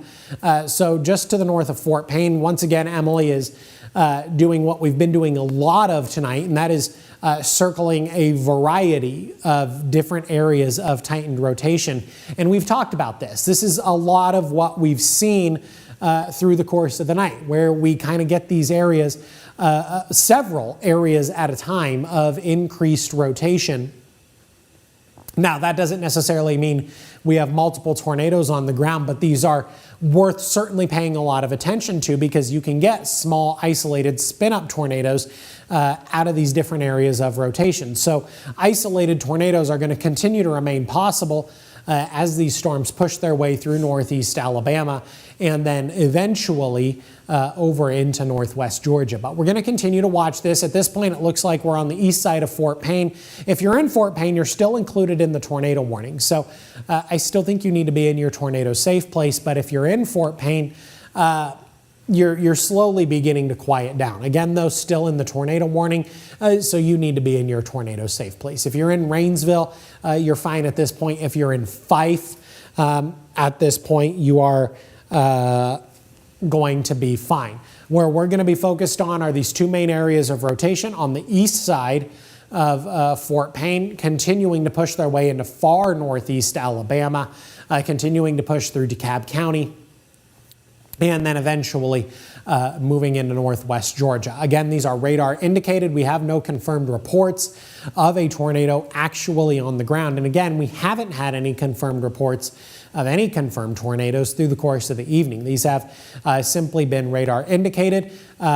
Where we've seen these tightenings of the rotation. They stick around for a couple of minutes and then they tend to go away almost as quickly as they appear. Let's flip it over to our shear rate just one more time.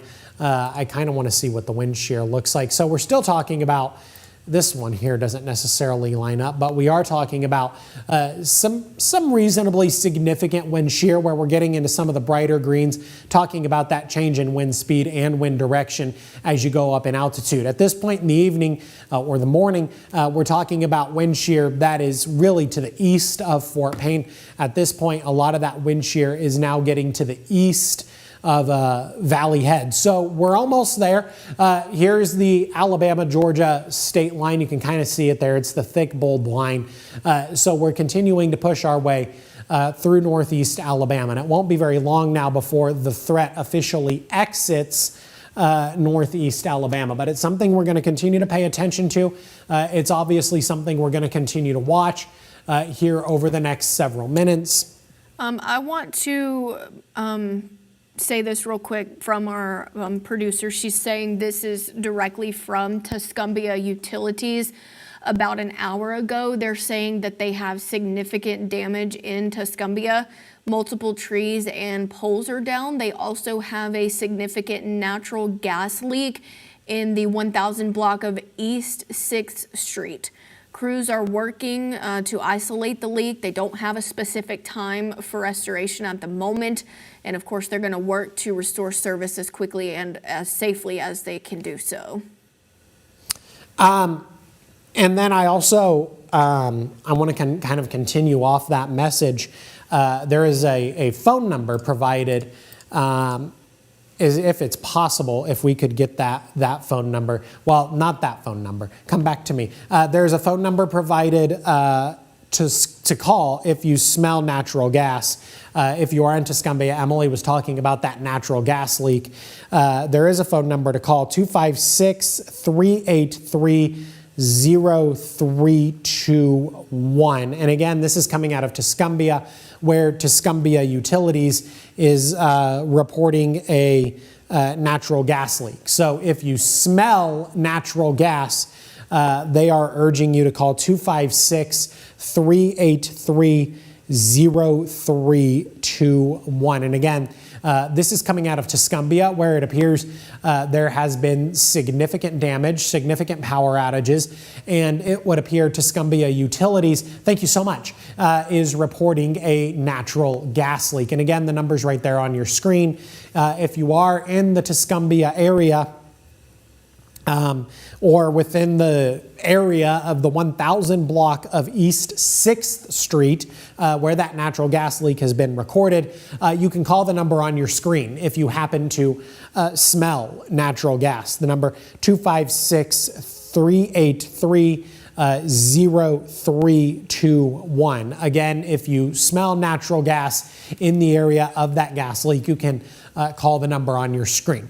Continuing to watch the line of showers and thunderstorms pushing its way out of northeast Alabama. Really, at this point, a lot of this activity beginning to push its way into northwest Georgia. So it looks like we're talking about just this portion here on the east side of Fort Payne that's continuing to push its way out of the area. And at this point, the threat has nearly ended for northeast Alabama. But we're going to continue to watch this line of showers and thunderstorms as it pushes its way on through the Tennessee Valley here over the next couple of minutes. But it should be out of northeast Alabama probably within the next 5 minutes. A variety of severe thunderstorm warnings have been issued for our friends over in northwest Georgia. So tornado warning still in place. This is going to run to 2:15 in the morning.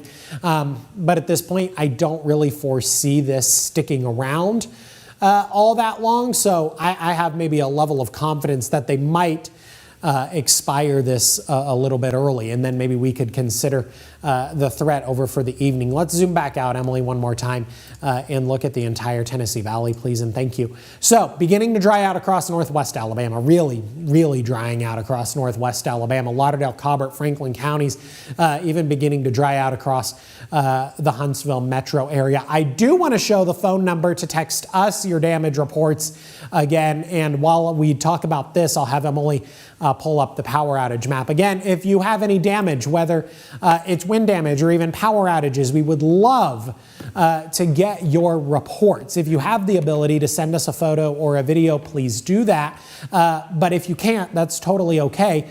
We still want to get your damage reports, even if it's just a quick little text.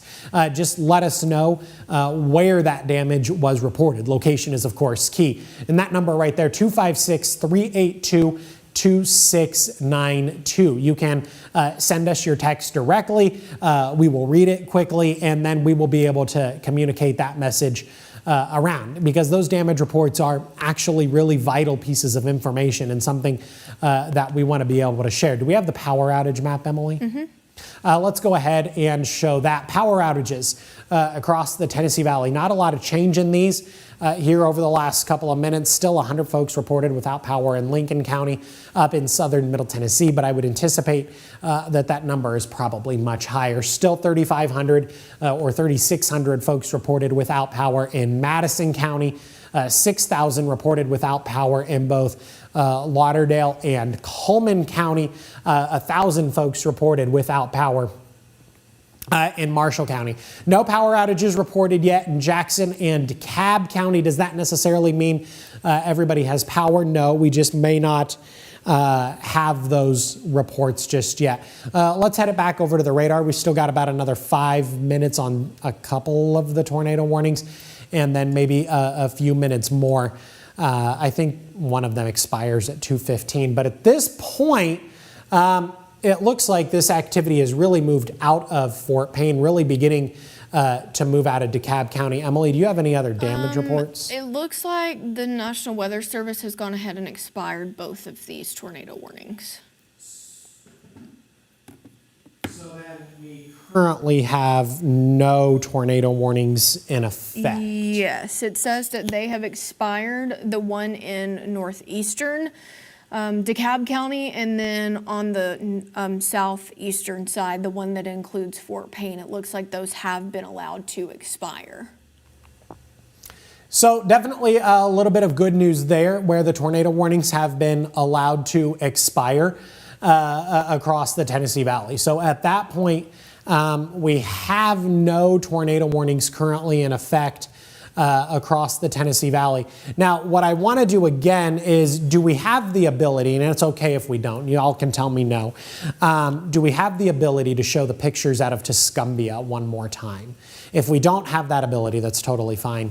But I wanted to kind of reemphasize the situation over in Tuscumbia. And again, folks over in Tuscumbia, the officials over in Tuscumbia are urging you not to go into downtown Tuscumbia. They have taken on significant damage in downtown Tuscumbia. Here's some of those photos for you right now.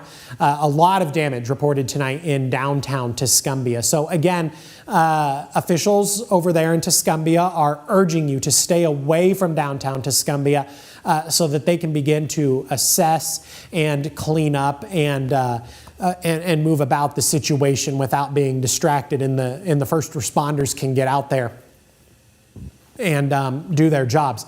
And then there is also a natural gas leak in Tuscumbia. And so, again, a very big evolving situation over there. So something that is definitely going to bear some coverage, and I'm sure we'll be able to bring that for you tomorrow night on Sunday night, Fox 54 News at 9 o'clock. We'll also have updates on the web and on our Facebook pages as we continue to go about the day on Sunday and we continue to learn more about exactly what sort of damage occurred over in Tuscumbia this evening. Jackson and DeKalb counties both have been dropped from the tornado watch as well. So we currently have no active watches and apparently warnings. We're just waiting for these polygons to be removed from the radar. But it says they have removed the warnings for DeKalb County, but the official expiration time will be about 2 a.m. So that's probably when these polygons will be removed from our radar system. But from the National Weather Service, who are the ones that do issue these tornado warnings, they are saying that the remaining warnings in DeKalb County, which are the polygons that you see flashing, they have been expired. So definitely some good news there. Just to kind of reiterate what Emily said, we have no active warnings across the Tennessee Valley. What Emily was saying was the warning box is going to continue to flash because they're set to expire. I apparently have a new photo out of Tuscumbia. Yes, if you have those, we can certainly show those. So additional photos out of Tuscumbia this evening. It looks like a lot of tree damage. Looks like some trees really snapped there. Looks like we're looking at the side of maybe a part of a building or maybe a metal roof of some sort. That looks like it used to be a power pole. Kind of looks like there maybe a power pole was sliced there, and then some other different damage. Kind of looks like it's surrounding a business there in downtown Tuscumbia. Looks like a roof has taken on some extreme damage there. You can kind of see the wood trusses of that building. So this is something that we're going to continue to pay attention to as we continue to look at more photos from Tuscumbia this evening. I'm really curious myself, a really large tree that has been knocked over, to see what sort of damage this is the result of, whether it was straight-lined winds or whether some sort of small tornado, maybe even a slightly bigger tornado, moved through Tuscumbia. So what you're continuing to look at are pictures out of Tuscumbia. Again, this is something we here at Fox 54 are certainly going to follow up on as we head into Sunday. I'm sure we'll send a crew out to Tuscumbia tomorrow and follow up on this situation. I want to have just one last look at the radar before we conclude our coverage. Again, no active tornado warnings across the Tennessee Valley. We have no active tornado watches across the Tennessee Valley. What we're going to continue to talk about the rest of the evening is just a little bit of rain. Emily, do you have any other last minute updates? No, I can tell you though that our radar is stuck at the moment. Oh. So it's, okay. I can't get you that look quite yet, but I'm working on that. It's okay.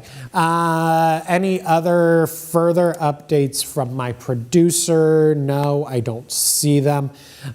So we have no active watches. We have no active warnings. We're just going to continue to talk about rain across the Tennessee Valley through the rest of the evening. The radar is moving. It's kind of being a little finicky. So this is what we're talking about. At this point, we're just talking about some rain and maybe some gusty winds, maybe a little bit of thunder, and maybe a little bit of lightning. But the severe threat has officially ended across the Tennessee Valley. So if you're in the mood to stay up tonight, I'll send you back to regular programming. Otherwise, we can all go to bed now.